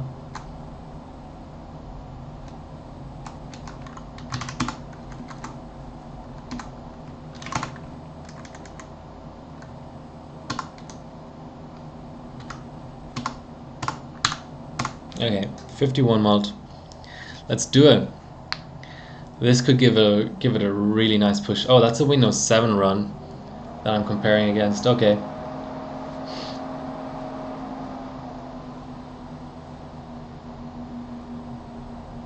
Now we're only 5 seconds away from Dr. Wheeze. That could be an interesting one to beat. South Africa's #1 overclocker. And what's he doing? He's on LN2. And Zolio and Menthol are there too. But let's go back to Metal Racer.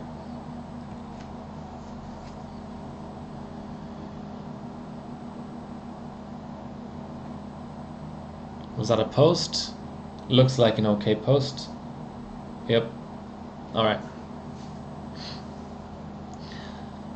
And you've got to remember, with the 106 BCLK, it's a little bit more than 100 megahertz per multiplier. I'll keep doing 1Ms as well, because we're kind of getting close to the edge here.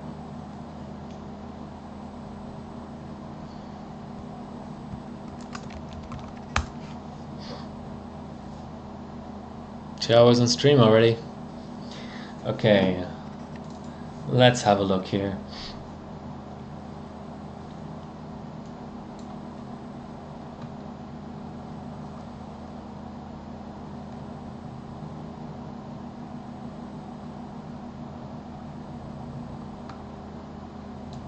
I put it the wrong DRAM voltage. Let's Let's take the extra bit of time to actually set that in BIOS, because I'll keep on forgetting it, and I also you don't want to train at the wrong voltage.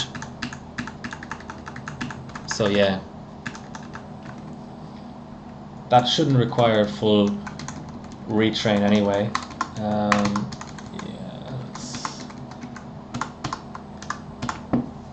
X79 is an amazing platform. I can only recommend it to people. It can be a bit daunting sometimes because the boards are still quite expensive, but man, it posts so quickly. Especially the black edition it's just such a tank of a board. X99 I also have a soft spot for, but it's a bit more. It's tends to drop channels and stuff because it was sort of the beta test for DDR4.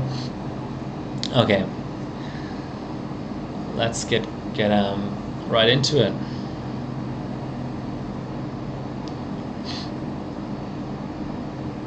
I might get some LN2 next week. It all depends, but I'm glad I could make the Friday stream anyway. Okay, so now we've got our 2 volts.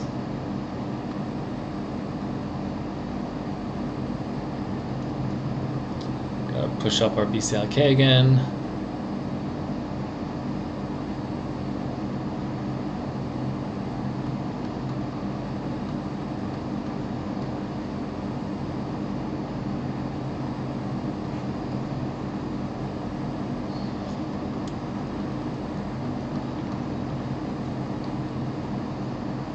Okay, 5.4 gigahertz. Let's do a validation just for shits and giggles. Which is right there. And time for 1M.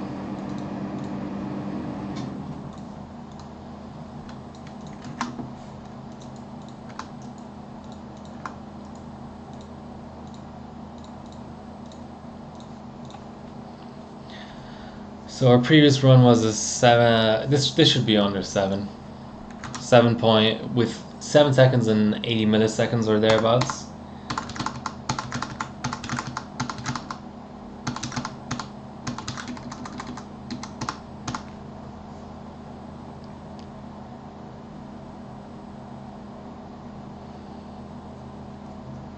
Okay, 6.9. Let's try and put that into some, well, let's save it and then start the 32M run and then try and put the 6.922 into some sort of context.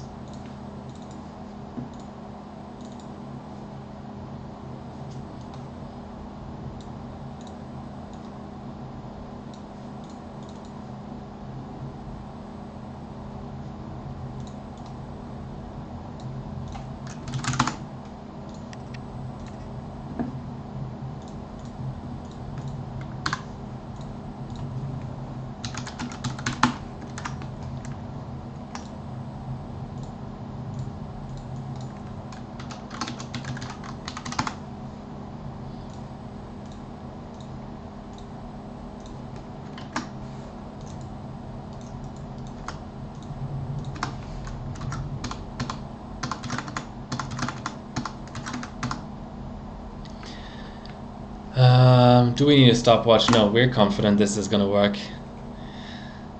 Memory is good. Core might start to become an issue, but let's see. Okay, so okay. Hey, Matthew WRS. Haven't seen you in a while. Glad to see you join the stream. Welcome. We are overclocking Sammy Bridgie, and it is a ton of fun so far. That's my rig. Okay. Blue screen. That's core. That is core.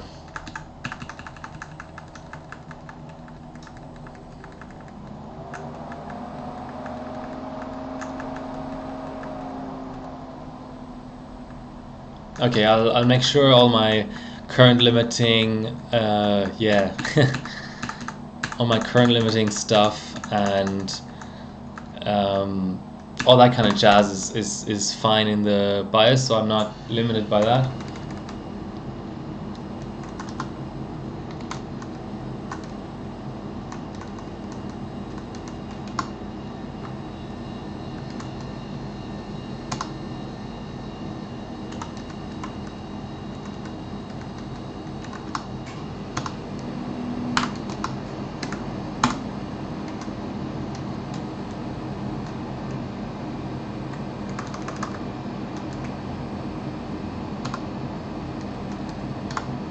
Try for high LLC.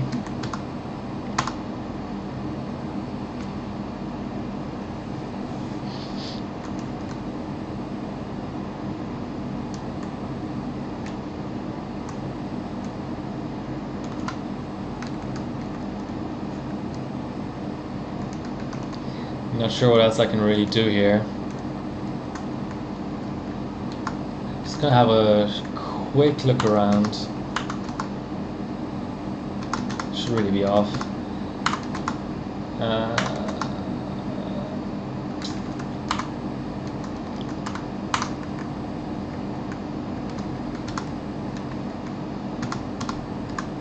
Yeah, let's just make sure that it wasn't current limiting. I'm going to start with high, but yeah, extreme is also a reasonable choice in this scenario. Okay, so rave about the, or not rave, White Shark about the insanely high X99 CPU costs. I kind of disagree. I think Broadwell E is complete insanity, but Haswell E, at least in Australia, has come down quite a bit. I'm currently talking over voltage. Okay. Then I'll ignore that too. At least in Australia, you can get a 5820K, which is what I'm bidding right now, for like something that's equivalent to like €70, which I find quite reasonable for a 6-core 12-thread CPU, and it's a ton of fun to run quad channel BDI on a platform that isn't Skylake X, and so I like it. But yeah, Broadwell E, obviously 6950Xs are still way too expensive for what they actually do, what they actually are, and they don't even get you that many points. But yeah, otherwise, I think the 6 cores, the value is definitely there on the 5820K, 5930K. 5960X still expensive, but I do expect it to drop. Nice. Oh, I have something BDI related to share with you guys later on while I'm in a run. I have to say these 6-minute runs are very short. I'm used to AMD, you know, like 15-minute runs. But okay, let's do exactly what we just did.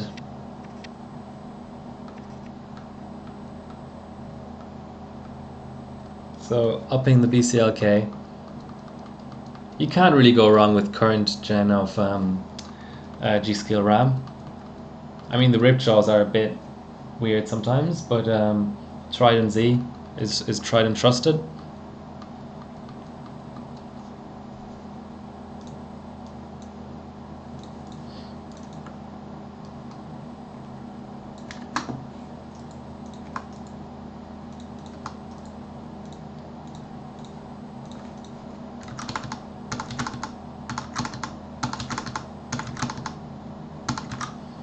So I'm gonna go back to my temp monitoring. Ooh, team group.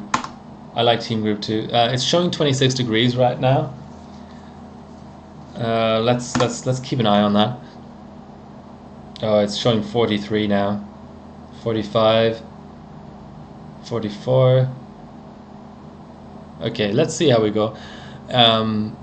Yeah, so I would recommend X99, but I do kind of get the point. If you want to get a Rampage 5 Extreme or a Rampage 5 Edition 10, That is some serious cash to burn. Um, Sock Champion, I was fortunate enough to get one from another extreme overclocker, but I do understand that, you know, the good boards are still sort of pricey in a lot of markets, but chips, yeah, not that expensive, I would imagine, in most places. Octa-channel, I prefer Octa-channel. I know Hex channel on the big Xeons, but Octa-channel.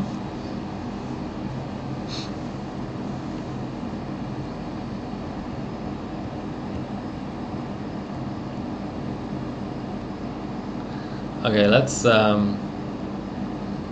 Okay, we have two jobs to do. We need to look at the 1M and see how it compares, and we need to look at the 32M that's currently going on. So let's do that before we run out of time again, because these 32M runs are so short.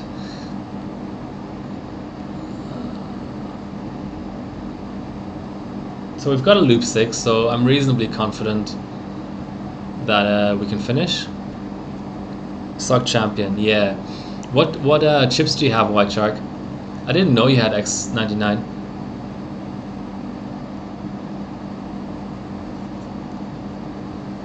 So I think I got a 6.922 or thereabouts. Oh, that's beating some SS scores, so that's nice. If I can get a 30 pointer in the 1M, that'd be pretty cool. Okay, but let's look at our currently ongoing run. So we beat Bullshooter. I'm guessing we're sort of more in the Iranian league right now. So let's have a look at that. So we have a 2-minute 34 loop 10. Yeah, that's beating this particular run by over 1.5 seconds. So we'll have to start looking at the other Iranian. I have so much respect for Iranian overclockers. I don't want to get political at all on the stream, but all I'll say is I have a ton of respect for Iranian overclockers, and Iran is a place I'd personally like to visit on a holiday. So from those perspectives, not from a political perspective, I'm not going to go into that. It's a shame that there's all these sanctions and they struggle so much over there. So I hope that situation improves. Okay, so beating this run as well, really fast it seems. Are we going to be under 2? Are we going to be able to beat Dr. Weeze on LN2? Let's see, we have a 3-minute 19 loop 13. Ooh, we're actually 7 milliseconds behind right now. Loop 14 is out, and we're gaining about 100 milliseconds a loop. Very nice, very nice. This is also on Sammy, but it's a Win 7 run. I don't know why so many people were doing Win 7 runs. Did the X Power? This is an X Power. Did the MSI boards not have XP support?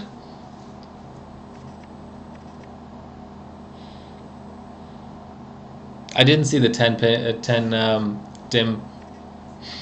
The 10 dim board. Paste the link if you want. So you have X99 for daily. What do you do? What are your use cases? What do you do in coding and stuff? Why are you using X99 for that? Or do you just need the lanes? 4-minute 20. Yeah, so we're already 400 milliseconds ahead of Dr. Weeze now. I'd like to beat. So Menthol we might beat as well. Wow, I thought I was going to have to Xdevs. Not exact on loop 19. Shit.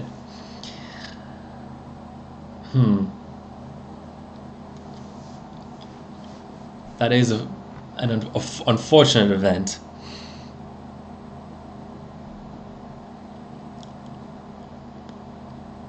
Hey Matthew, it all depends on the bin, but if it's 8 gigabytes per stick, and it's a 4133 kit, then yeah, you're pretty much safe. It's going to be BDI. Okay, let's just let's save this not exact just for posterity.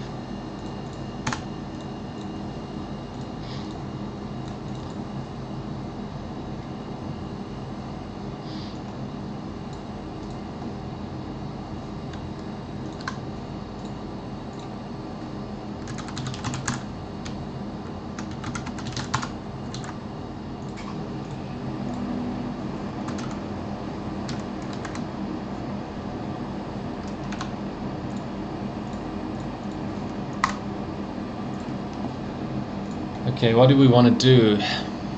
Slightly go up in voltage, like literally just 50 millivolts or something.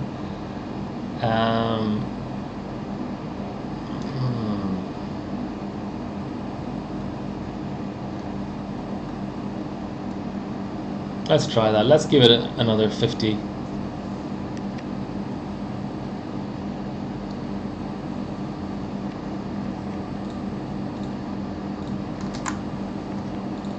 And just out of suspicion more than anything else, I'm going to relaunch and delete the files and everything.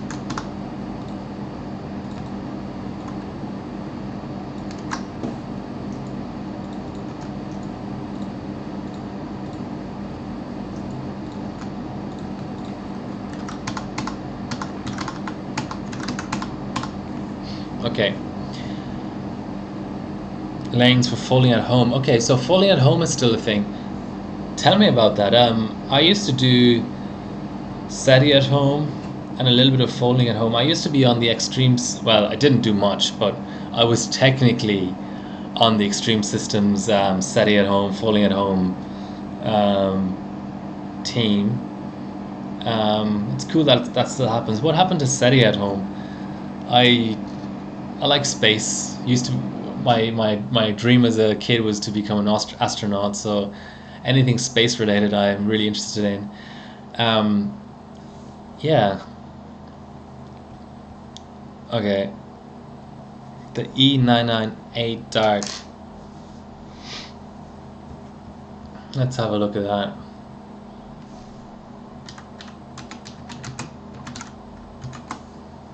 Oh. I'm typing on the benching rig. That's never good.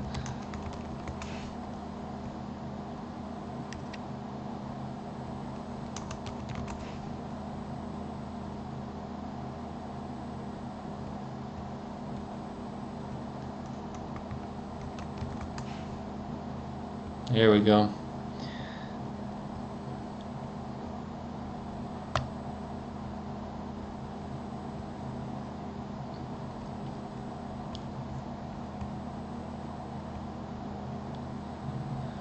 So it's a 10 dimmer, and it's for the Xeon platform, that LGA34 blah blah blah.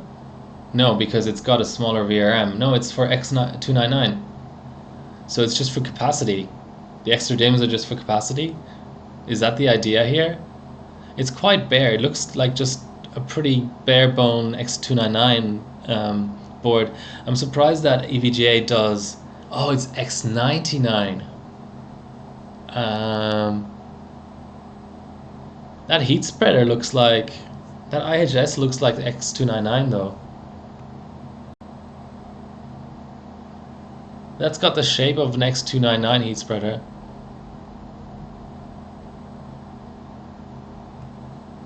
Doesn't it? I mean, am I going crazy here? Whatever. Okay.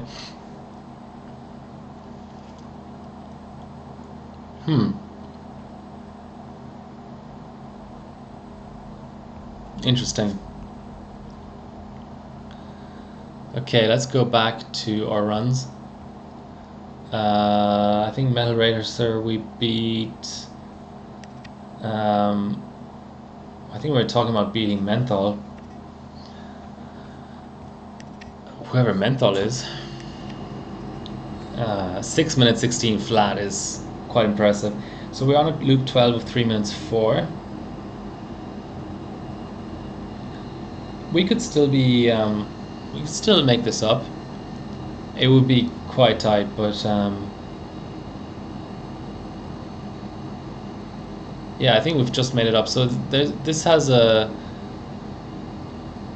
loop 13 of 3 minutes 19.8, and I have loop 13 of 319.39. So that's nice. This is XP. It's got nice and tight PSC for sure. We've got our. How can I? There you go. So 2407.11.7 PSC. It's on a Rampage board.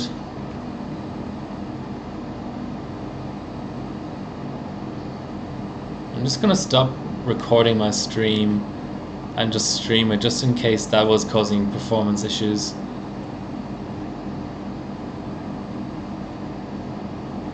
That might have done a trick.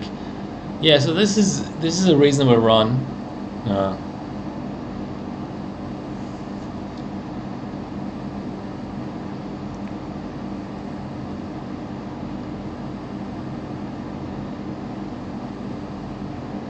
It's a reasonable run, but I don't like the fact that hyperthreading is on. That's a lot of volts. If this is real volts, that is a shit ton of volts. So we are on loop 20 now, and it's a 205 flat. I love this I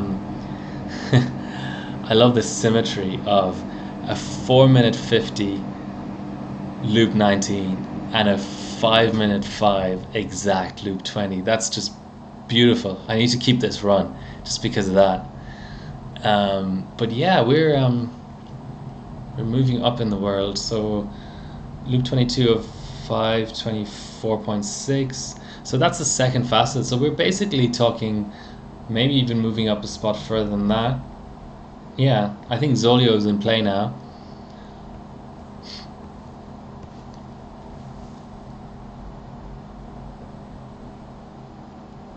Um, 530, yeah, 601, 602. So 300 milliseconds faster than Zolio. So this is turning into a 40 pointer now.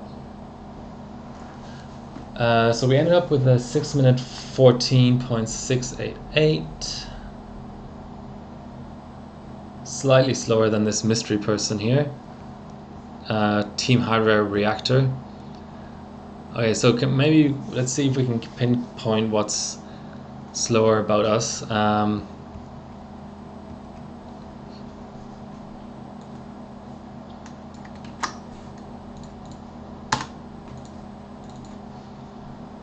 It's a 5.5 gigahertz run,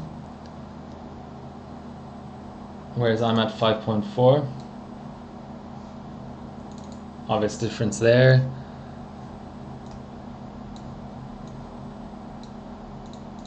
How's the memory looking on this run? Yeah, I mean it's nice and tight PSC, but nothing amazing. Also 2 cores, 2 threads. I really think that's the way to go. By the way, a 32M run that has a GPU Z in it. Yes, that's exactly what we want.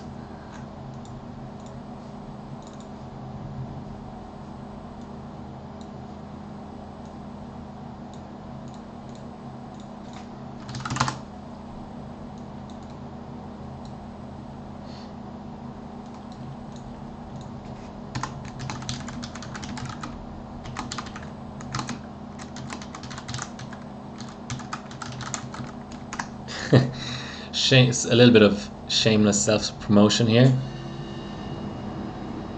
Okay.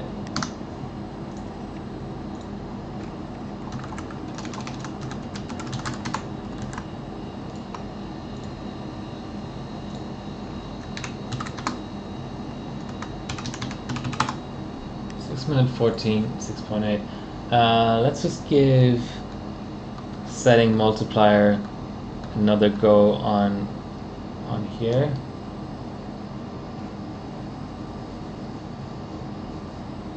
Well, that just hung. Okay. Let's try it in bias.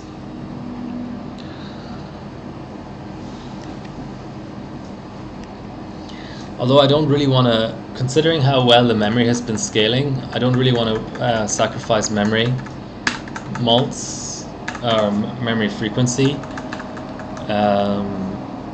So yeah, considering there's not very many straps,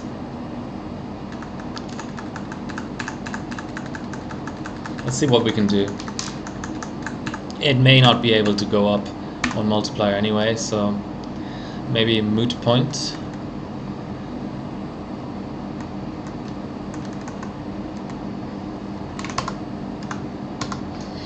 This is quite a high frequency to be booting, to be honest, but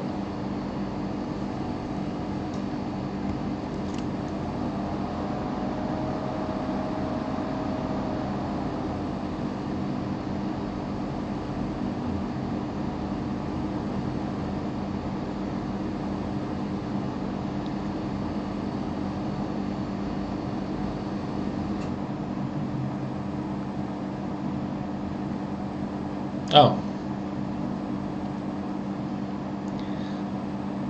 Interesting.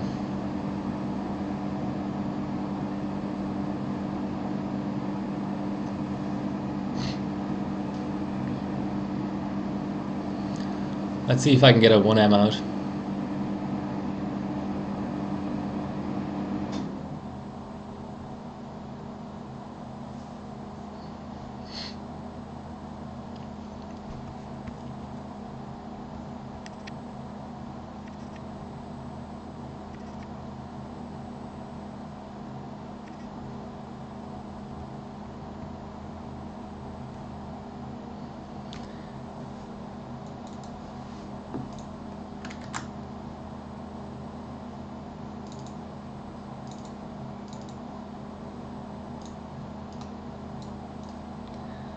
Okay, so 5.4 was my highest so far. Let's shoot for frequency first.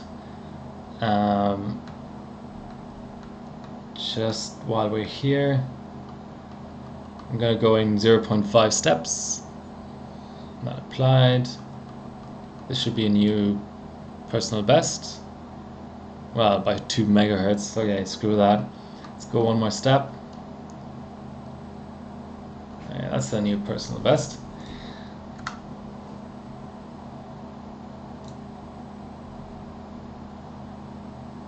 It's taking a while to validate. Oh, here we go. Let's not forget to bump up those 50 millivolts on the DRAM. I don't know if that really did anything or it was just a lucky second run, but I don't want to tempt fate.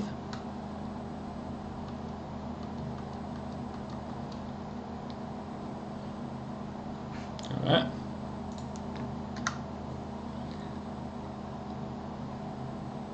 I'm not in XOC mode. That's probably a bad idea.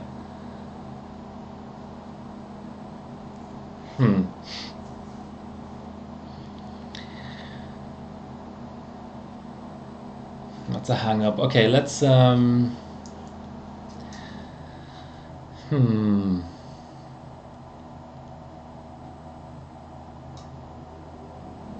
let's not do any validations from now on. Let's just do 1M runs to figure out what we're doing in terms of core frequency. This will put us in an odd spot for memory frequency though, so I'm not sure what I can do.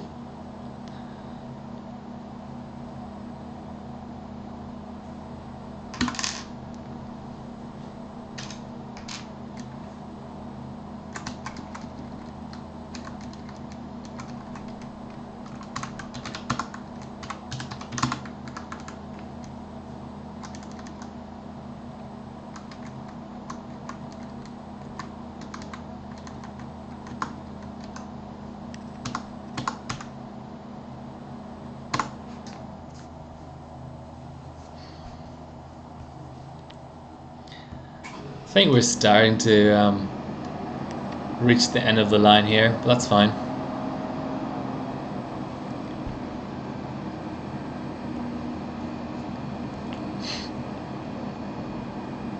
I'm happy. I might drop down to 100 BCLK and see what I can get out of 1M. I can feel that there may still be 1 or 2 32M runs left to go. Certainly, if the core is still happy to scale up, then I might have to drop all the way down to 100 BCLK and really tighten up the RAM and try and make that up again. Yeah, but it just depends on if the loops are looking slow, then there's no point in running 32M at 5.5, 5.6. Don't know if the core will even do that, but yeah, still a little bit of vCore headroom, I feel.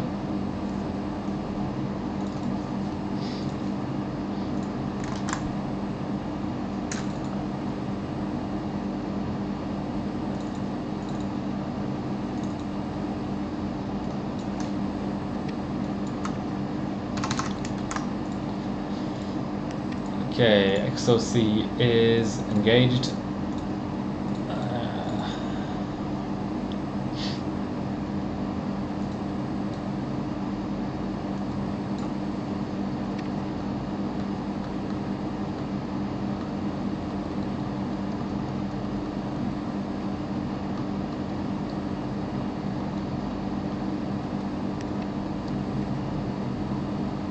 So this is the one we already have. Let's try 105 again.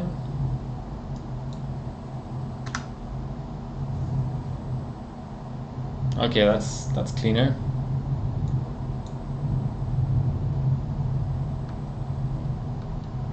Let's go in really tiny steps. 105.1.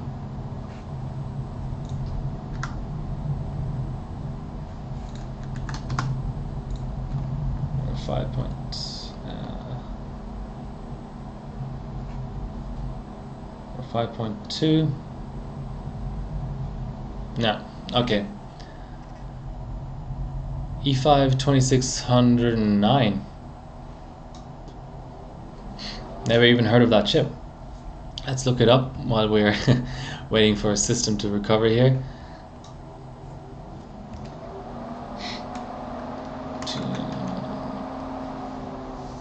269.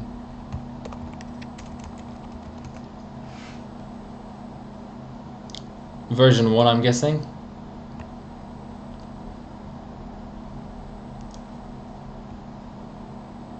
Okay. Yeah, it's one of these. No, I think I'm good, but thanks for the offer.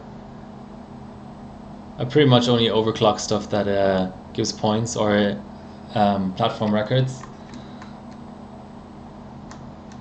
Okay, we should be good here, right?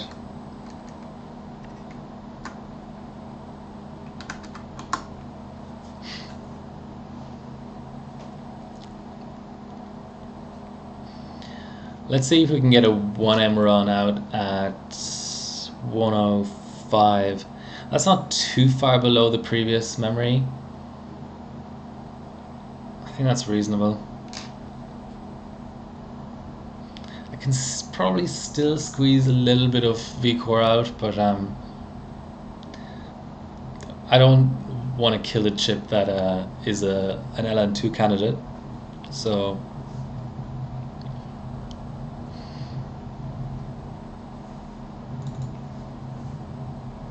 yeah, I'm not going to bother with the validations. I'm just literally, oh, it didn't apply.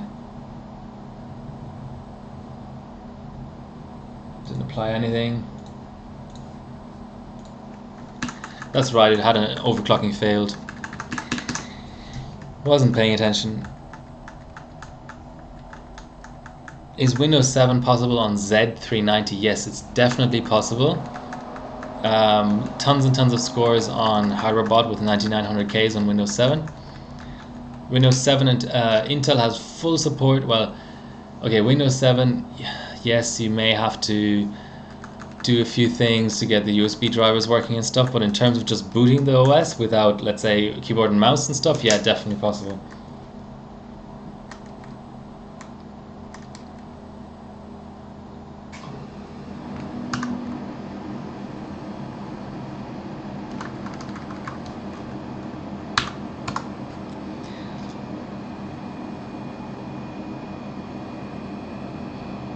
Now, is Windows 7 possible on X570 is a more interesting question, and I don't really know the answer to that.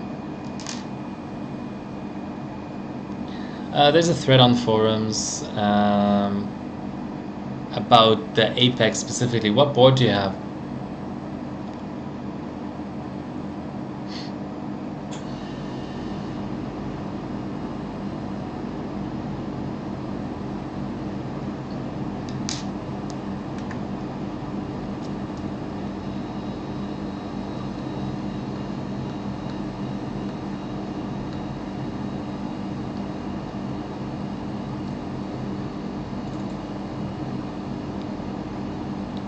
Oh, Auros. Yeah, Gigabyte even have a Windows 7 Z390 Windows 7 tool.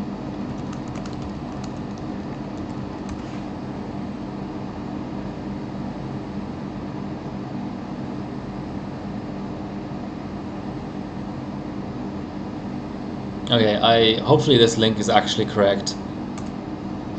But they do have a tool to make a bootable Windows 7 installation USB stick that includes, like rolls in the USB drivers for you, because that's usually an issue.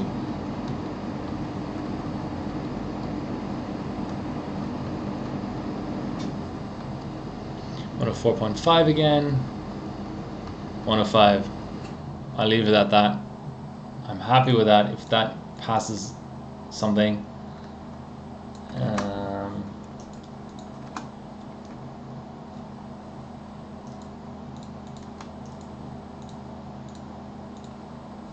Wrong core.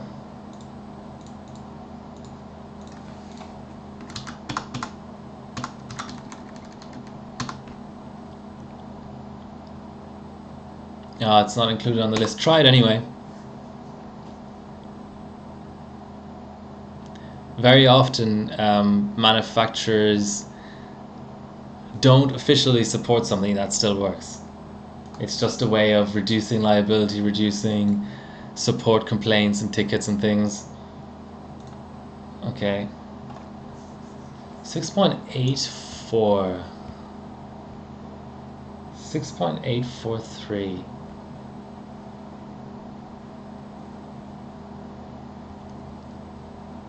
I just beat Lumi at less raw frequency. That is quite delightful.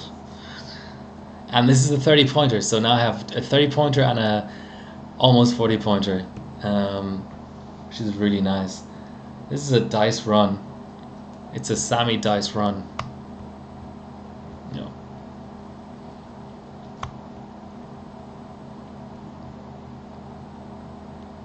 Wow. Okay. I'm pleasantly surprised with this chip. Let's start at 32M.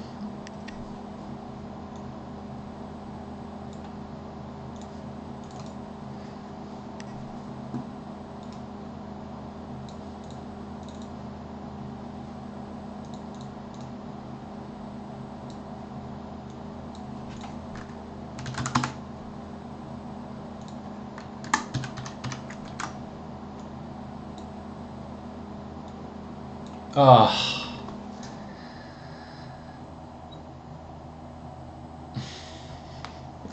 It's only a 1M.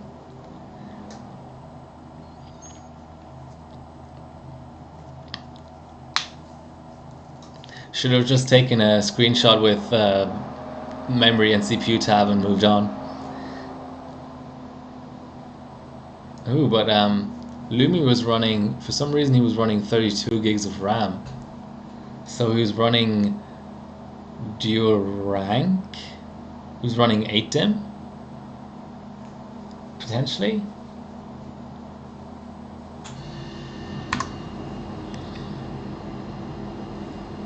Okay, let's give it a tad more voltage.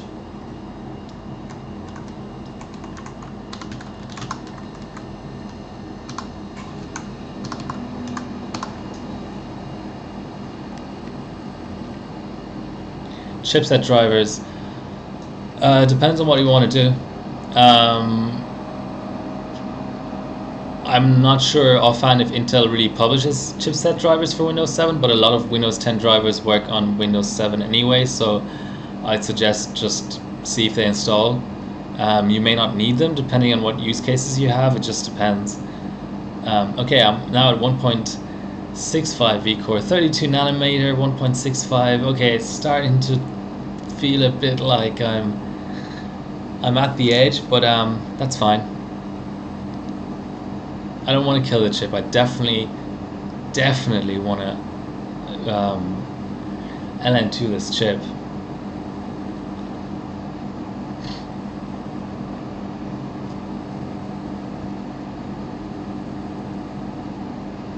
Gaming daily. See how you go without chipset drivers. Just see if you're missing. Chipset drivers are kind of optional.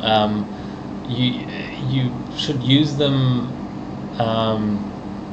depending on whether you need them. You know, they're not necessarily mandatory.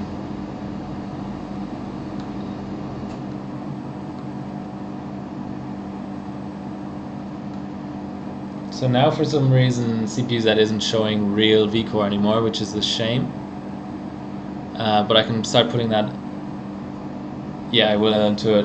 Maybe not on stream, but okay, let's go to 105.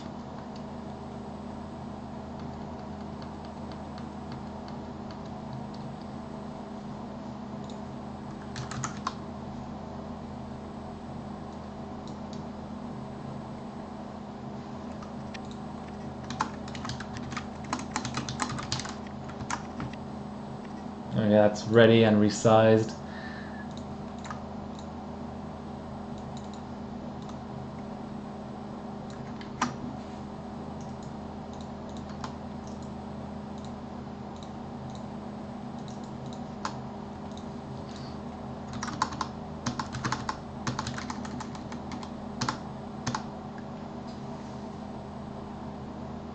So I think we had a 1.68 for.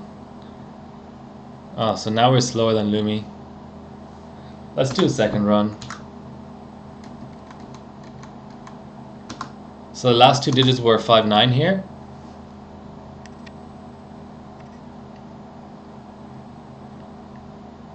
Four three. Okay, that beats Lumi. This is only for KB Skylake, but KB Skylake and Coffee Lake are basically the same thing, so I wouldn't be put off by the fact that it says it's only for KB Sky.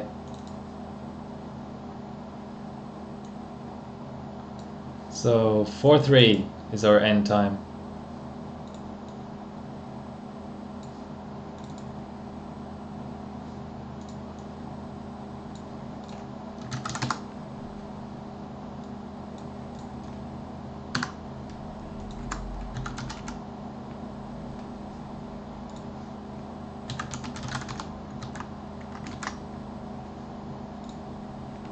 .843. Done.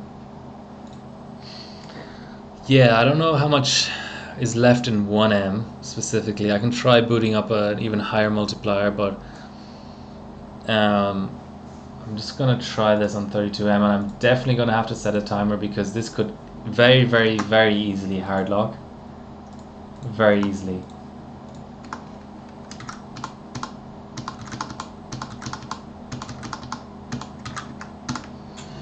So let's get our timer out. Stopwatch.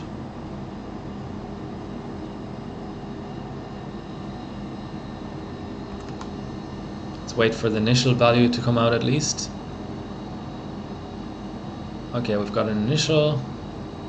Okay, now we can look at rankings and things.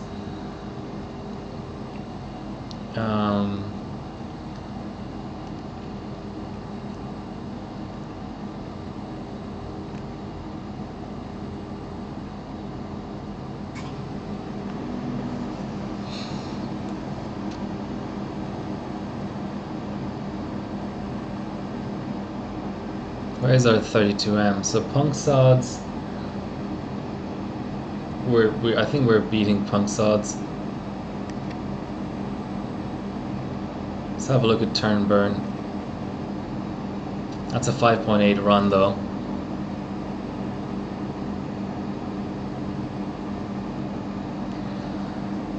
Windows 7, very slow RAM, but obviously making up for it with an incredible core. So we're on loop 4 and it's a 102.6. So I considering how slow the RAM is, I have reason to believe that I might still be able to beat this. What cooling method? I'm guessing LN2 air. 5.8 on air. Holy fuck.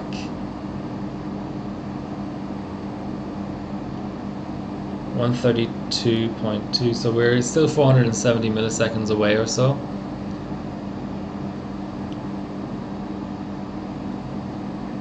From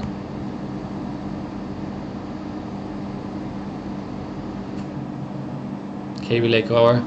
Yeah, that sounds about right. Kaby Lake refresh. R stands for refresh, so we are not really gaining on this guy.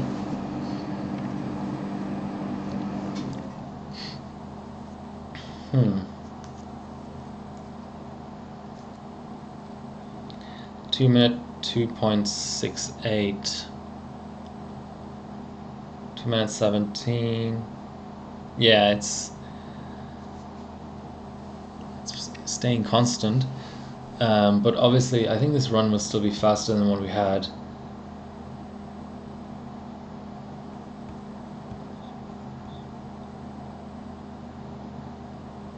Maybe slowly getting rid of some of the... Yeah, a lot of people had MSI boards because of that MOA competition. I don't know, I seem to be really slowly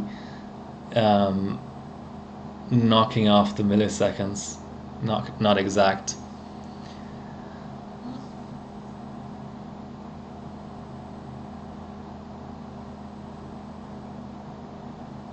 It's funny seeing it not exact when I'm actually at a lower memory.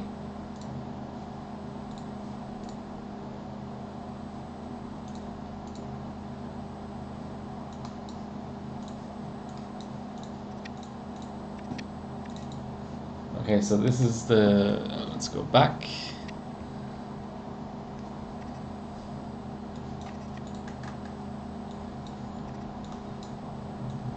Best run so far was 49. Oh, yeah. About a second and a bit faster, but we're getting to the point where if I have to drop the memory any more, I may not even get a better 32M out unless I tighten the timings. But let's see if I can go one multiplier higher. Surely it has the potential of helping 1M. 32M, not too sure about that. This may be the end of the session. It's also 9:30 p.m. and I'm sort of thinking I may want to sneak to the shop before 10.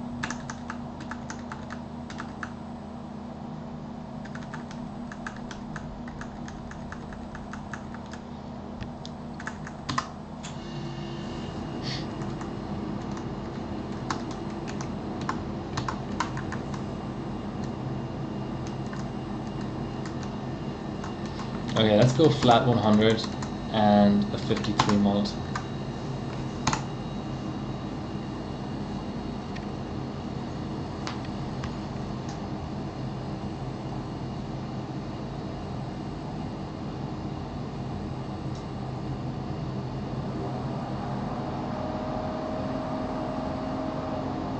Thanks for the friend on Discord, Ganalf. I just accepted you. Driver installs chipset drivers. I don't think so, but I actually don't know. Okay, this is looking like a post. Hi Palazin. I'm overclocking X79 and it's going really well. I have really good results out already for 1M and 32M. Just trying to improve them.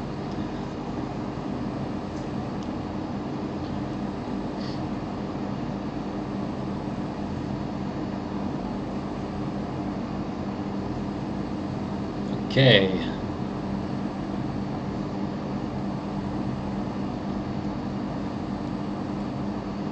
I still wanted to show you the kit. So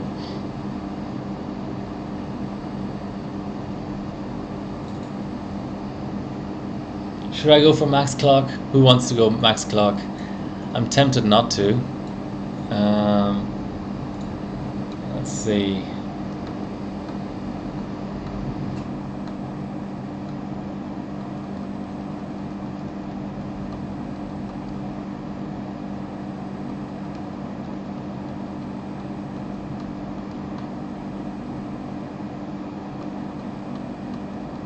One or 2.5 multi max clock. Okay, you called it, Matthew.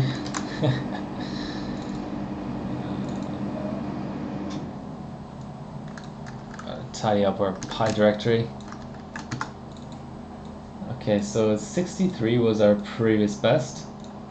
Let's go in small steps. 41,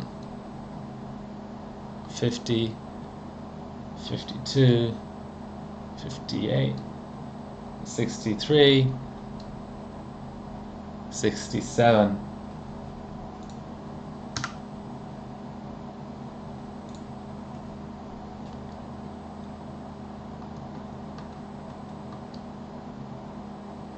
That's a lockup. Yeah. Okay, that's about as good as it will go. And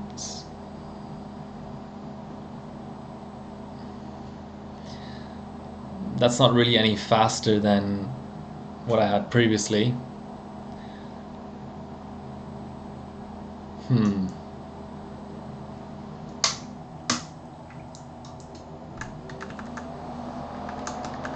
Sexy Vardars, thank you.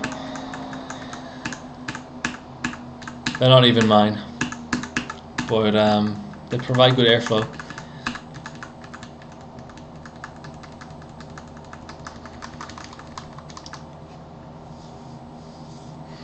Yeah, I think that's all she wrote in terms of 32M. I'm trying to think.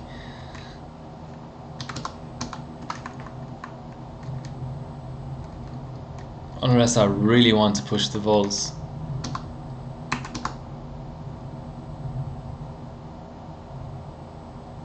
Maybe a lower memory mult.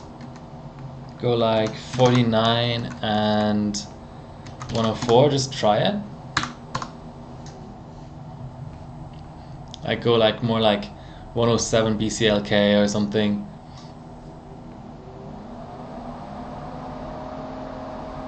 Yeah, this is Samsung.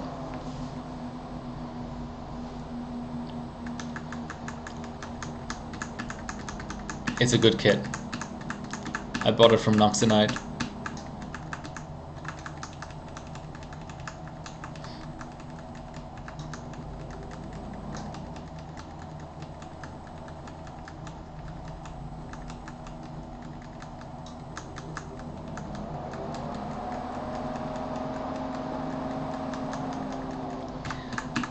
Okay, if this doesn't quickly materialize into something, I think that's it for the benching, but I'll still show you the kit. It's a pretty rare one. So that's a 2218 at 104. Need to go higher than that.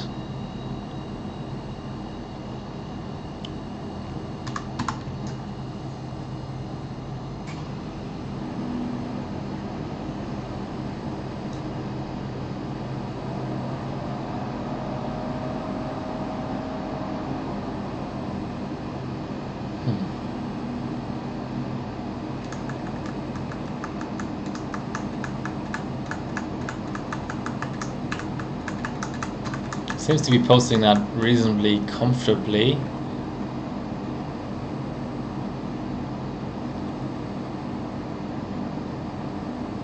That's really high RAM actually. Need a higher mult as well though.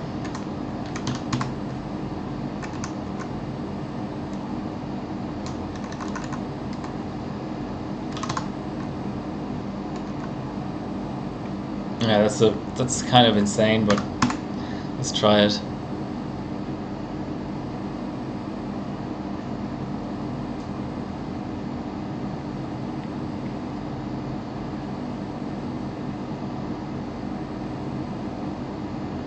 Really easy boot. I'm surprised.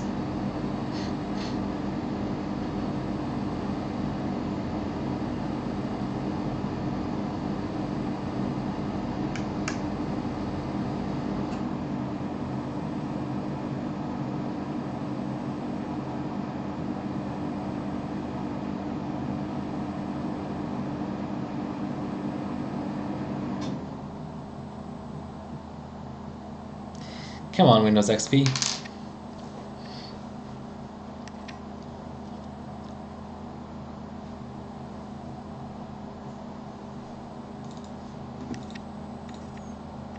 Let's remind ourselves of what RAM we had in this run. So it was a 1272 run at 5.4. We're now at almost 5.4. Yeah, it's lower. Yeah, gotta push the BCLK a bit.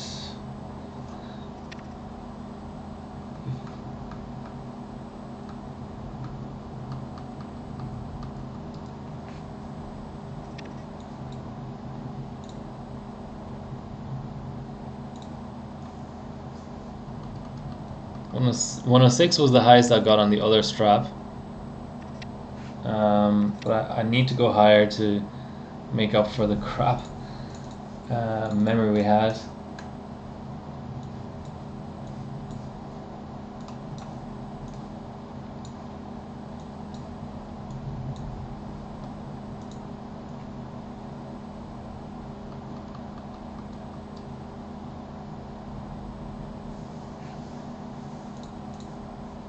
Yeah, that's not getting it done, is it? What's our best 1M? Also 1260.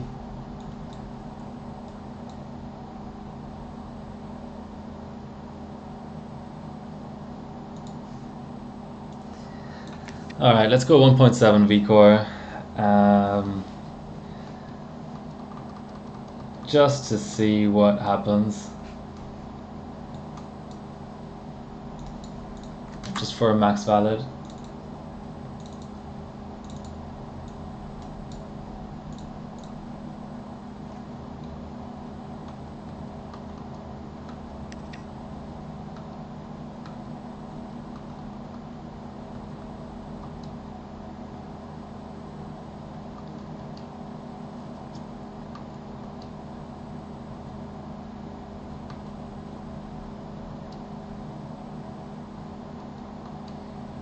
On a 7.1, on a 7.2, on a 7.3.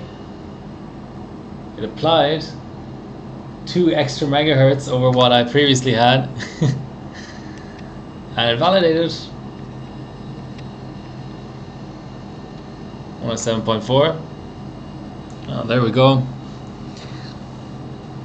It's starting to get a little bit interesting.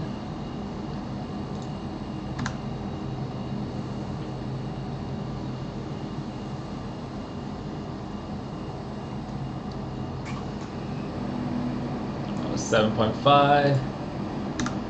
A 5.5 gigahertz 1M run to top it all off would be interesting.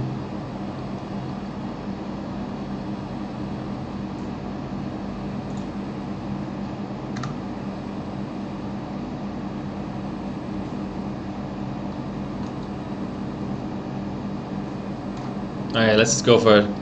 Let's go for it, guys. Still not there.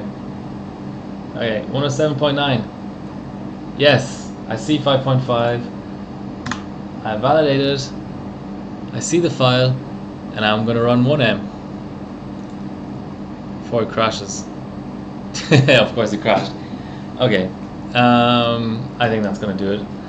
Let me show you my kit.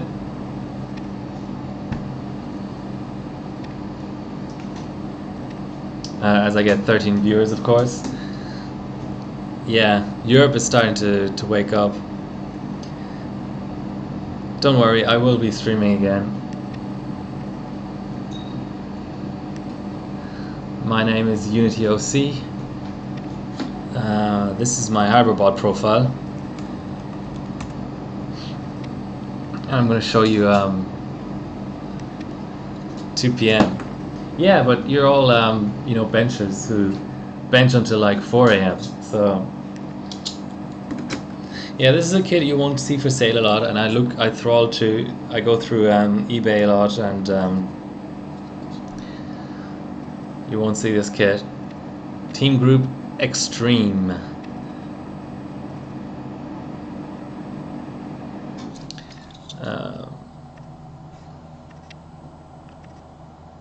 Will that focus? Probably not.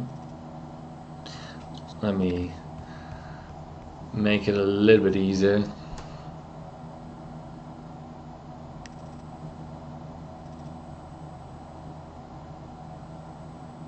Wow, that's fuzzy. I don't know if that's better or worse, but anyway, it's a 2600 C91212. It's a genuine quad channel kit. It's got a nice little green PCB. If we're talking about RAM, let's also talk about this. This is Bardex. This is a Bardex heat spreader kit. I think this is really nice. It's got these replaceable nuts, so you can't wear out the threads on it.